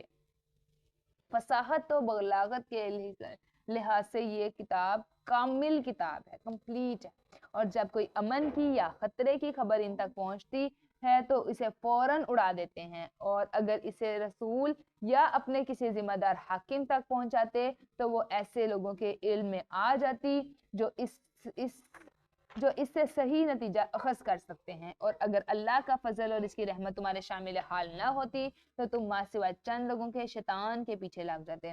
سو آپ اللہ کی راہ میں جہاد کیجئے، آپ پر صرف آپ کی ہی ذمہ داری ہے، اور مسلمانوں کو جہاد کی رغبت دلائیے۔ ممکن ہے کہ اس طرح اللہ تعالیٰ کافروں کی لڑائی کو روک ہی دے، اور اللہ کا زور بڑا زبردست ہے، اور وہ انہیں سزا دینے میں بہت سخت ہے۔ یہ جو آ رہا ہے نا کہ یہ جو ان تک امن یا کوئی خطرے کی خبر پہنچے تو اسے فوراً اڑا دیتے ہیں، یہ افواہوں کی تحقیق کا حکم ہے۔ یہ نا غزوہ احد اور غزوہ خندق کا درمیانی دور ہے جب یہ آیتیں نازل ہو رہی تھیں۔ اس صورتحال سے اس میں صورتحال یہ تھی کہ اسلام دشمن لوگ خوب فائدہ اٹھاتے اور کبھی تو مسلمانوں کو مرعوب اور دہشت زدہ بنانے کے لیے ایسی افواہیں پھیلا دیتے تھے کہ فلاں مقام پر مسلمانوں کے خلاف بڑا بھاری لشکر جمع ہو چکا ہے، تو عنقریب وہ مدینہ پر چڑھائی کرنے والا ہے، تو اس طرح وہ جان بوجھ کے جو ہے نا ایسی خبریں پھیلاتے تھے۔ جو شخص بھلائی کی سفارش کرے گا تو اس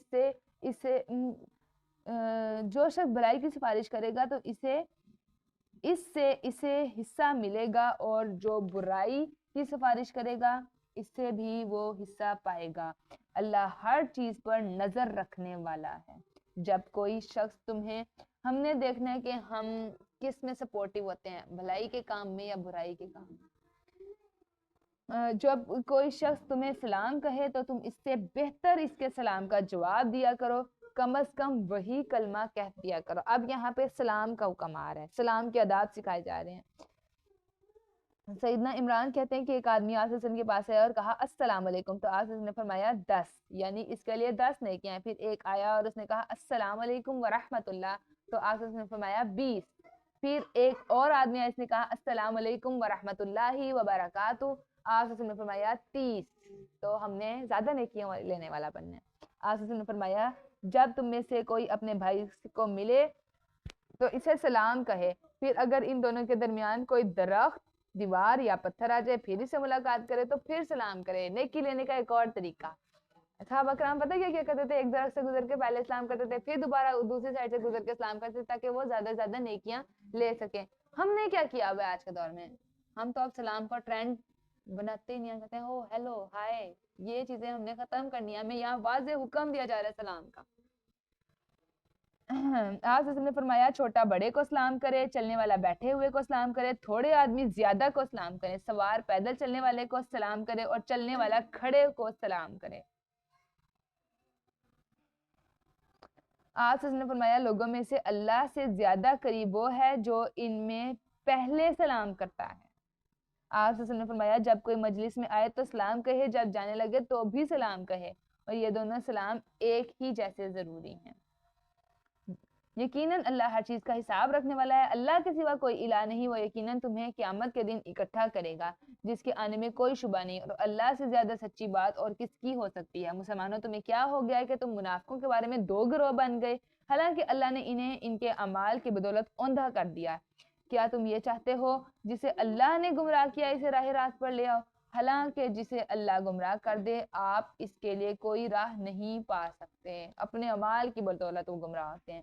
اور یہ تو وہ تو یہ چاہتے ہیں کہ تم بھی ویسے ہی کافر ہو جاؤ جیسے وہ خود ہوئے ہیں تاکہ سب برابر ہو جائیں، لہٰذا ان میں سے کسی کو اپنا دوست نہ بناؤ تاکہ وہ اللہ کی راہ میں ہجرت کر کے نہ آ جائیں، اور اگر وہ ایسا نہ کریں تو جہاں انہیں پاؤ انہیں پکڑو اور قتل کرو، اور ان میں سے کسی کو بھی اپنا دوست یا مددگار نہ بناؤ، البتہ اس حکم سے وہ منافق مستثنی ہیں جو ایسی قوم سے جا ملے جس سے تمہارا معاہدہ ہو چکا ہو، یا وہ بھی مستثنی ہیں جو تمہارے پاس دل برداشتہ آتے ہیں، وہ نہ تمہارے خلاف لڑنا چاہتے ہیں اور نہ ہی اپنی قوم سے، اور اگر اللہ چاہتا تو انہیں تم پر مسلط کر دیتا، پھر وہ تمہارے خلاف لڑائی کرتے ہیں۔ اب اگر وہ کنارہ کش رہتے ہیں اور لڑائی پر آمادہ نہیں اور تمہیں صلح کی پیشکش کرتے ہیں تو پھر اللہ نے ان پر تمہاری دست درازی کی کوئی گنجائش نہیں رکھی۔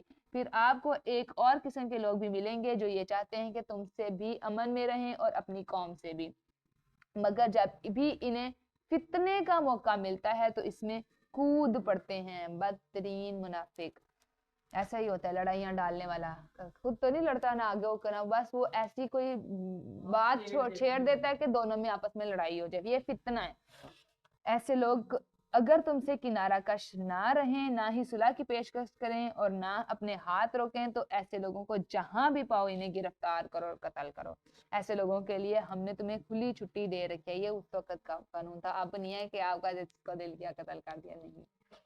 کسی مومن کا یہ کام نہیں کہ وہ کسی مومن کو، دیکھیں ساتھ ہی اللہ تعالیٰ نے اگلی آیت میں اس کی وضاحت کر دی، کسی مومن کا یہ کام نہیں کہ وہ کسی مومن کو قتل کرے الا یہ کہ غلطی سے ایسا ہو جائے، اور اگر کوئی غلطی سے کسی مومن کو قتل کر دے تو وہ ایک مومن غلام آزاد کرے اور اس کے وارثوں کو خون بہا بھی ادا کرے الا یہ کہ وہ معاف کر دیں، اور اگر وہ مقتول مومن تو تھا مگر تمہاری دشمن قوم سے تھا تو اس کا کفارہ صرف ایک مومن غلام آزاد کرنا ہے، اور اگر ایسی قوم سے ہو جن سے تمہارا معاہدہ ہو چکا ہے تو پھر وارثوں کو خون بہا بھی دینا ہوگا اور مومن غلام بھی آزاد کرنا ہوگا۔ پھر اگر قاتل کو مومن غلام آزاد کرنے کا مقدور نہ ہو یا مل ہی نہ رہا ہو تو متواتر 2 ماہ کے روزے رکھے۔ اس گناہ پر اللہ سے توبہ کرنے کا یہی طریقہ ہے اور اللہ سب کچھ جاننے والا اور حکمت والا ہے۔ اس کے بارے میں خون بہا ابھی دیکھ لیں کہ خون بہا کتنا ہے، کہ اگر کسی سے قتل ہو جاتا ہے تو اس کی دیت کا کیا ہے، خون بہا دیت 100 اونٹ یا ان کی قیمت کے برابر رقم ہے۔ آج کے 100 اونٹ دیکھ لیں، اس ٹائم 100 اونٹ جو ہے نا وہ مرسیڈیز ہوتی تھی۔ جو قاتل کے وارث مقتول کے وارثوں کو ادا کریں گے، امام ابو حنیفہ رحمۃ اللہ کے نزدیک ادائیگی دیت کی زیادہ سے زیادہ مدت 3 سال تک ہے، اور یہ دیت مقتول کے وارث چاہیں تو معاف بھی کر سکتے ہیں۔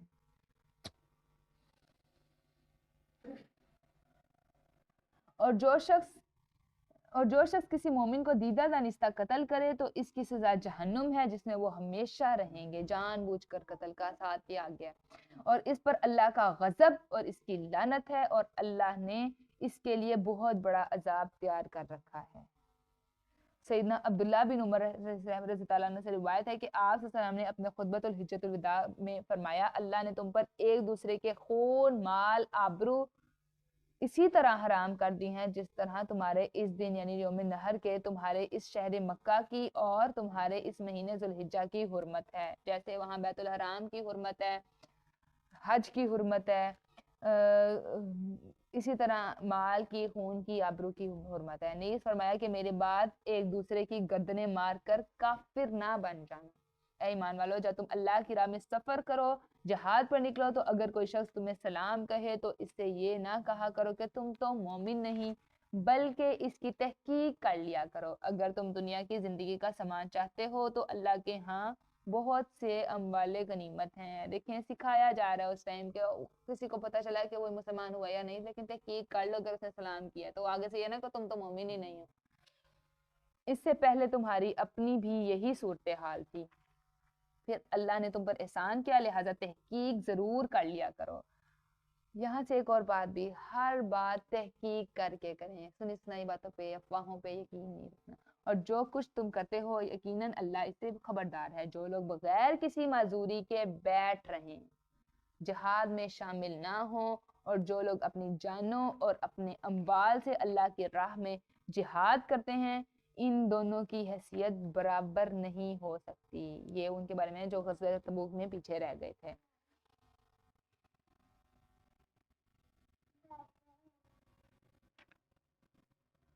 اللہ نے اپنے جان و مال سے جہاد کرنے والوں کا بیٹھ رہنے والوں کے مقابلے میں بہت زیادہ درجہ رکھا ہے.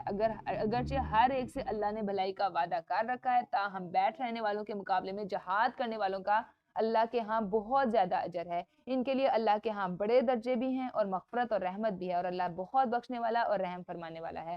جو لوگ اپنے آپ پر ظلم کرتے رہے جب فرشتے ان کی روح قبض کرنے آتے ہیں تو ان سے پوچھتے ہیں تم کس حال میں مبتلا تھے؟ وہ کہتے ہیں کہ ہم زمین میں کمزور و مجبور تھے. فرشتے انہیں جواب میں کہتے ہیں کہ کیا اللہ کی زمین فراخ نہ تھی کہ تم اس میں ہجرت کر جاتے؟ ایسے لوگوں کا ٹھکانہ جہنم ہے جو بہت بری بازگشت ہے. کوئی بہانے بازی قبول نہیں ہوگی. اس نے مجھے ایسے نہیں کرنے دیا یا اس نے مجھے ایسے نہیں کرنے دیا. مگر جو مرد عورتیں اور بچے فی الواقع کمزور ہیں بے بس ہیں اور وہاں سے نکلنے کی کوئی تدبیر اور راہ نہیں پاتے امید ہے کہ اللہ ایسے لوگوں کو معاف فرما دے کیونکہ اللہ بڑا معاف کرنے والا اور بخش دینے والا ہے. اللہ کی رحمت سے مایوس نہیں ہونا. اور جو شخص اللہ کی راہ میں ہجرت کرے گا وہ زمین میں ہجرت کے لیے بہت جگہ اور بڑی گنجائش پائے گا. اور جو شخص اللہ اور اس کے رسول کی طرف اپنے گھر سے ہجرت کرتے ہوئے نکلے پھر راہ ہی میں اسے موت آلے تو اللہ کے ہاں اس کا اجر ثابت ہو چکا ہے اور اللہ بہت بخشنے والا اور رحم کرنے والا ہے. مین فارمولا کیا ہے؟ اللہ کی راہ, اللہ کی خاطر, اللہ کی رضا. اور جب تم زمین میں سفر کرو تو تمہارے لیے نماز مختصر کر لینے میں کوئی حرج نہیں. اللہ تعالیٰ نے دین میں اتنی آسانیاں رکھی ہیں. یہاں پہ قصر نماز کا حکم آیا ہے کہ اگر ایک شہر سے دوسرا شہر اگر امن بھی ہے تو آپ نماز کو قصر کر لیں, نماز مختصر کر لیں. خصوصاً جب کہ تمہیں اندیشہ ہو کہ کافر تمہیں تشویش میں ڈال دیں گے کیونکہ کافر تو بلا شبہ تمہارے کھلے دشمن ہیں. دیکھیں نماز کسی بھی صورت میں معاف نہیں ہے. آپ سفر میں ہیں تو آپ نماز قصر کر لیں, مختصر کر لیں, لیکن چھوڑیں نہیں. اور جب آپ صلی اللہ علیہ وسلم مسلمانوں کے درمیان موجود ہوں اور آپ حالت جنگ میں انہیں نماز پڑھانے کھڑے ہوں تو ایک گروہ تمہارے ساتھ نماز کے لیے کھڑا ہو اور اپنے ہتھیار پاس رکھیں. جب یہ گروہ سجدہ کر چکے تو پیچھے ہٹ جائے. یہاں پہ نماز خوف کا ذکر ہے جو جنگ میں نماز ہوتی ہے کہ ایک شخص جو جماعت کرا رہا ہے وہ 2 رکعتیں پوری پڑھے گا, ایک گروہ 1 رکعت پڑھ کے سجدہ کر کے واپس جنگ چلا جائے گا, پھر اگلا گروہ اگلی رکعت آ کے پڑھے گا. اور دوسرا گروہ جس نے ابھی نماز ادا نہیں کی آگے آئے اور آپ کے ساتھ نماز ادا کرے لیکن ساتھ اپنے ہتھیار بھی رکھے. دیکھیں جنگ کے موقع پہ بھی نماز چھوڑنا نہیں ہے. نماز کا حکم ہے, نماز سکھائی جا رہی ہے کہ جنگ میں کیسے نماز پڑھی جائے. تو ہم کیوں اپنی نمازیں بیٹھے بیٹھے بغیر کسی وجہ کے ضائع کرتے ہیں؟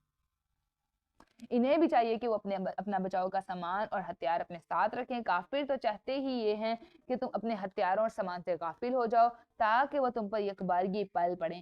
ہاں اگر بارش کی وجہ سے یا بیماری کی وجہ سے ہتھیار پہننے میں تکلیف محسوس کرو تو انہیں اتار دینے میں کوئی حرج نہیں.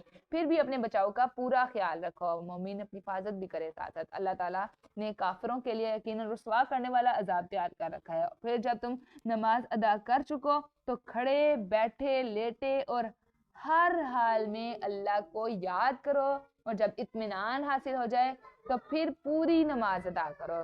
بلا شبہ مومنوں پر نماز اس کے مقررہ اوقات کے ساتھ فرض کر دی گئی ہے. مین چیز دیکھیں ساتھ ہی آگے آ گیا ہے کہ جب امن میں ہو تو پوری نماز پڑھو. اور کب نماز پڑھنی ہے؟ مقررہ وقت پر. سیدنا ابو ہریرہ رضی اللہ عنہ کہتے ہیں آپ صلی اللہ علیہ وسلم نے فرمایا جب کوئی شخص سورج ڈوبنے سے پہلے عصر کی 1 رکعت پا لے اور وہ اپنی نماز پوری کر لے اس کی نماز ادا ہوئی یا قضا. اور جو سورج نکلنے سے پہلے فجر کی 1 رکعت پا لے تو وہ بھی اپنی نماز پوری کرے. اس حدیث کا یہاں پہ کیا مطلب؟ ہم کہتے ہیں وہ دیکھو ٹائم تو چلا گیا, چلو اب میں بعد میں پڑھوں گی. اگر وہ 1 رکعت بھی وہ جو ہے نا سورج غروب ہونے سے پہلے عصر کی پڑھ لیتا ہے نا 1 رکعت بھی اس نے پہلے شروع کر لیا نا ٹائم سے تو وہ اس کی نماز قبول ہو جائے گی. آپ بہانے نہ بنائیں کہ جی وہ تو دیکھو سورج چلا گیا اب ٹائم چلا گیا اب میں بعد میں نہیں. اگر فجر کی سورج نکلنے سے پہلے ایک رکعت بھی شروع ہو گئی ہے نا، ابھی آپ نے پوری نماز کمپلیٹ نہیں کی، نماز قبول ہو جائے گی. اس کا کیا مطلب ہے کہ مقررہ اوقات میں نماز نہیں چھوڑنی. آپ کوئی بہانے بازی نہیں کر سکتے کہ جی اچھا ٹائم چلا گیا چلو میں بعد میں پڑھ لوں گی. نہیں، اسی وقت اگر چند سیکنڈ بھی رہ گئے تو آپ شروع کریں. سیدنا ابن عباس کہتے ہیں کہ آپ صلی اللہ علیہ وسلم نے صبح کی نماز کے بعد سورج چڑھنے تک نماز پڑھنے سے منع کیا ہے، اور عصر کی نماز کے بعد سورج ڈوبنے تک. یہ دونوں ٹائم کیا ہیں؟ زوال کا ٹائم ہے. اس ٹائم پہ نماز نہیں پڑھنی. سائنٹیفک ریسرچ کے مطابق جو ہے نا، اس ٹائم پہ نا سورج اور زمین بالکل آمنے سامنے ہوتے ہیں، اور دونوں میں سے ایسی شعاعیں نکلتی ہیں جس سے کینسر ڈائگنوز ہوتا ہے. 1400 سال پہلے اللہ تعالیٰ نے اس سے منع کر دیا تھا. آج سائنٹسٹ نے ریسرچ کیا کہ زوال کے ٹائم نماز نہ پڑھو. کیوں؟ اس ٹائم جب انسان سجدہ کرتا ہے، زمین پہ سر رکھتا ہے، تو وہ شعاعیں جو اس کے اندر ایبزارب ہوتی ہیں. تو دیکھیں، سیدنا انس کہتے ہیں کہ آپ نے فرمایا جو شخص نماز ادا کرنا بھول جائے یا اس وقت سویا ہوا ہو تو اس کا کفارہ یہ ہے کہ یاد آتے ہی ادا کر لے، قضا فوراً ادا کرے. آپ نے فرمایا منافق کی نماز یہ ہے کہ وہ سورج کو دیکھتا رہتا ہے یہاں تک کہ وہ شیطان کے 2 سینگوں کے درمیان آ جاتا ہے تو اٹھتا ہے اور 4 ٹھونگے مار لیتا ہے، اور اللہ کا ذکر تو تھوڑا بہت ہی کرتا ہے. ہم نے اپنی نمازوں کو چیک کرنا ہے، ہماری نماز مومن والی نماز ہے یا منافق والی. سیدنا ام فروہ رضی اللہ عنہ کہتے ہیں کہ کسی نے آپ سے پوچھا کہ کون سا عمل افضل ہے؟ آپ نے فرمایا نماز اول وقت پر ادا کرنا. سیدنا عبداللہ بن عمر رضی اللہ عنہ کہتے ہیں آپ نے فرمایا اللہ کی خوشنودی نماز کو اول وقت میں ادا کرنے میں ہے، آخر وقت میں ادا کرنا اللہ کی طرف سے معافی ہے. سیدنا علی بن طالب فرماتے ہیں کہ رسول اللہ صلی اللہ علیہ وسلم نے فرمایا علی 3 باتوں میں تاخیر نہ کرنا: نماز جب اس کا وقت آ جائے، جنازے کی تدفین میں جب تم وہاں موجود ہو، اور رنڈوے مرد یا رنڈوی عورت کے نکاح میں جب کہ اس کا بر مل رہا ہو. ان 3 چیزوں میں دیر نہیں کرنی.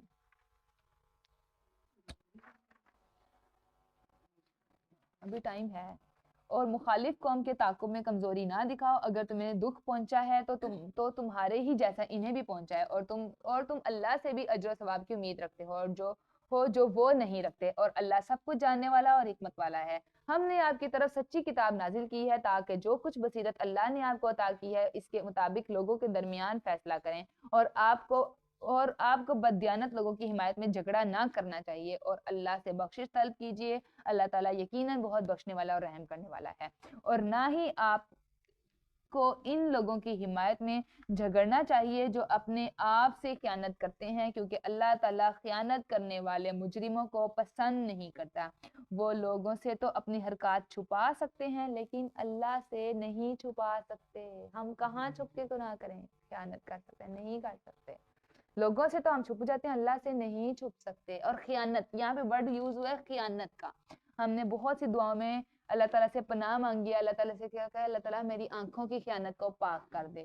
ٹھیک ہے، آج کل یہ خیانت کرنے کا ہمارے پاس ہمارے ہاتھوں میں موجود ہے، جہاں ہمیں کوئی بھی نہیں دیکھ رہا تھا، اسکرولنگ کرتے ہوئے، موبائل یوز کرتے ہوئے. اللہ تعالیٰ ہر طرح کی خیانت دیکھ رہا ہے. اللہ تعالیٰ کہہ رہے ہیں وہ لوگوں سے تو اپنی حرکات چھپا سکتے ہیں لیکن اللہ سے نہیں چھپا سکتے. ہم نے اپنے اوپر خود چیک اینڈ بیلنس کرنا، اپنی محافظت خود کرنی ہے کہ مجھے اللہ دیکھ رہا ہے. اس ٹائم جب مجھے اور کوئی نہیں دیکھ رہا، میرا گواہ اللہ ہے. اور جب وہ رات کو ایسی باتوں کا مشورہ کرتے ہیں جو اللہ کو ناپسند ہے تو اس وقت وہ ان کے ساتھ ہوتا ہے، اور اللہ تو جو کچھ بھی وہ کرتے ہیں ان سب چیزوں کو گھیرے ہوئے ہے.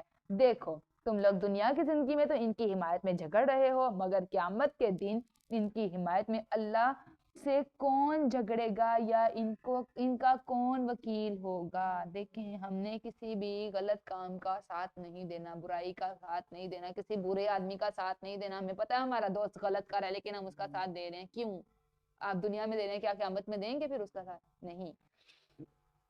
اور جو شخص کوئی برا کام کر بیٹھے یا اپنے آپ پر ظلم کر لے پھر اللہ سے بخشش طلب کرے تو وہ اللہ تعالیٰ کو بخشنے والا اور رحم کرنے والا پائے گا. اور جو شخص کوئی گناہ کا کام کرتا ہے تو اس کا وبال اسی پر ہوتا ہے، اور اللہ سب کو جاننے والا اور حکمت والا ہے. اور جو شخص کوئی خطا یا گناہ کا کام تو خود کرے پھر اسے کسی بے گناہ کے ذمہ تھوپ دے، اس نے بہتان اور سری گناہ کا بار اپنے اوپر لاد لیا۔ یہ بھی چیز ہمارے گھروں میں بہت زیادہ ہے، جوائنٹ فیملی سسٹمز میں ہم خود کرتے ہیں اور جو معصوم ہے اسے نہیں، اس نے کیا، میں نے نہیں کیا، اس سے بھی بچنا ہے۔ اور اگر اللہ کا فضل اور اس کی رحمت آپ صلی اللہ علیہ وسلم کے شامل حال نہ ہوتی تو انصار کے ایک گروہ نے تو ارادہ کر ہی لیا تھا کہ آپ کو بہکا دیں، حالانکہ وہ اپنے آپ کو ہی بہکا رہے ہیں اور وہ آپ صلی اللہ علیہ وسلم کا کچھ بھی بگاڑ نہیں سکتے، کیونکہ اللہ نے آپ صلی اللہ علیہ وسلم پر کتاب و حکمت نازل کی ہے اور آپ کو وہ کچھ سکھا دیا ہے جو آپ نہیں جانتے تھے۔ یہ آپ پر اللہ کا بہت بڑا فضل ہے۔ آپ صلی اللہ علیہ وسلم نے اس کے بارے میں آپ صلی اللہ علیہ وسلم نے فرمایا، مجھے 5 چیزیں ایسی ملی ہیں جو مجھ سے پہلے کسی پیغمبر کو نہیں ملی۔ ایک یہ کہ میں 1 ماہ کی مسافت پر دشمن پر میرا رعب طاری رہتا ہے۔ دوسرا یہ کہ ساری زمین میرے لیے مسجد اور پاک بنائی گئی ہے، لہٰذا میری امت کا ہر شخص جہاں نماز کا وقت آئے نماز پڑھ لے۔ تیسرے یہ کہ مال غنائم میں میرے لیے حلال ہیں، یعنی کہ مال غنیمت حلال ہوئے جو مجھ سے پہلے کسی کے لیے جائز نہیں تھے۔ چوتھے یہ کہ شفاعت کبریٰ قیامت کے دن ملی، اور 5ویں یہ یعنی کہ سفارش کا حق نبی صلی اللہ علیہ وسلم کو وہاں ملے گا، اور 5ویں یہ کہ پہلے ہر نبی کسی خاص قوم کی طرف بھیجا جاتا تھا جبکہ میں تمام لوگوں کے لیے بھیجا گیا ہوں۔ ان کی اکثر سرگوشیوں میں خیر نہیں ہوتی الا یہ کہ کوئی شخص پوشیدہ طور پر لوگوں کو صدقہ کرنے یا بھلے کام کرنے یا لوگوں کے درمیان صلح کرانے کا حکم دے۔ اب سرگوشی کا یہاں پہ آیا کہ اصلاح کرنے کے لیے اگر ہم نے کسی کی اصلاح کرنی ہے تو ہم اس کو الگ لے جا کے سائڈ پہ لے جا کے اس کو سمجھا سکتے ہیں۔ آپ صلی اللہ علیہ وسلم نے فرمایا نے ایک دفعہ صحابہ کرام سے فرمایا، کیا میں تمہیں ایسے کام کی خبر نہ دوں جو نماز، روزے اور صدقے سے بھی افضل ہے؟ صحابہ نے عرض کیا بتائیے، تو آپ صلی اللہ علیہ وسلم نے فرمایا 2 شخصوں کے درمیان صلح کرانا۔ آپ صلی اللہ علیہ وسلم نے فرمایا لوگوں کے درمیان صلح کرانے کے لیے اگر کوئی شخص اپنی طرف سے کوئی اچھی بات کسی فریق کی طرف منسوب کر دے یا کوئی اچھی بات کہہ دے تو وہ جھوٹا نہیں۔ ہم کیا کرتے ہیں؟ ہم نے اس سے رکنا ہے۔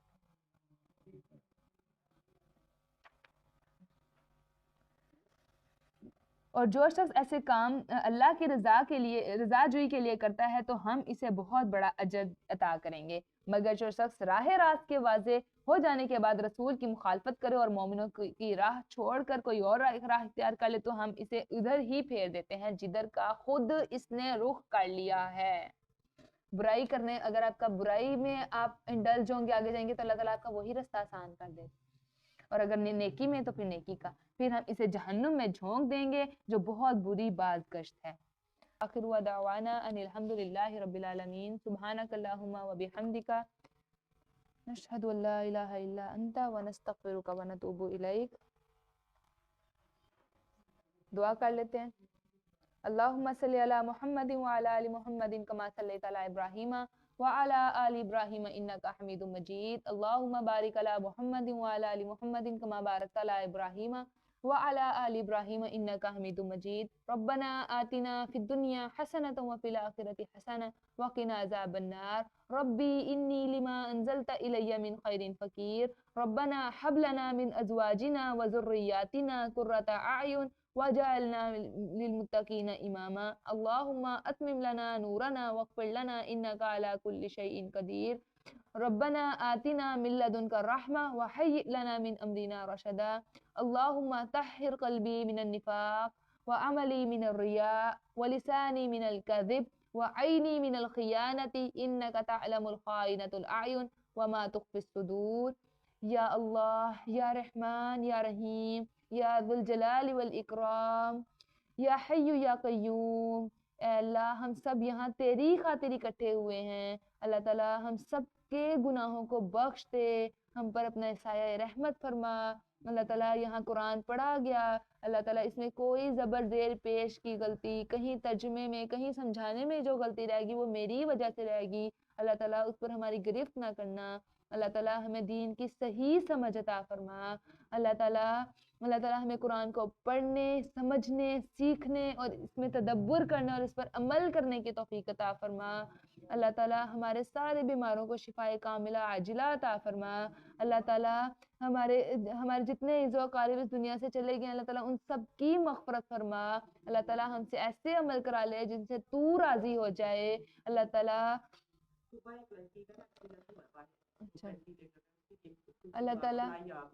اللہ تعالیٰ نیاب کو صحت کاملہ عاجلہ عطا فرما. اللہ تعالیٰ اس کو شفا عطا فرما. اللہ تعالیٰ جتنے لوگ ہیں ہاسپٹلز میں اللہ تعالیٰ سب کو شفائے کاملہ عاجلہ عطا فرما. اللہ تعالیٰ ہم سب کو ایسا بنا دے اللہ تعالیٰ کہ ہم عمل کرنے والے بن جائیں, ہم تجھے راضی کرنے والے بن جائیں, ہم اپنی بخشش کا سامان تیار کرنے والے بن جائیں. اللہ تعالیٰ ہم کبیرہ گناہوں سے بچنے والے بن جائیں. اللہ تعالیٰ ہمیں بھی ان لوگوں میں شامل فرما جنہیں آپ اپنے عرش کے سائے تلے جگہ دیں گے. اللہ تعالیٰ جب ہم اس دنیا سے جائیں تو ہماری لبوں پہ جاری ہو لا الہ الا اللہ محمد الرسول اللہ صلی اللہ علیہ وآلہ وسلم. آمین. اللہم صلی علی محمد وعلی آل محمد کما صلیت علی ابراہیم وعلی آل ابراہیم انکا حمید مجید. اللہم بارک علی محمد وعلی آل محمد کما بارکت علی ابراہیم وعلی آل ابراہیم انکا حمید مجید.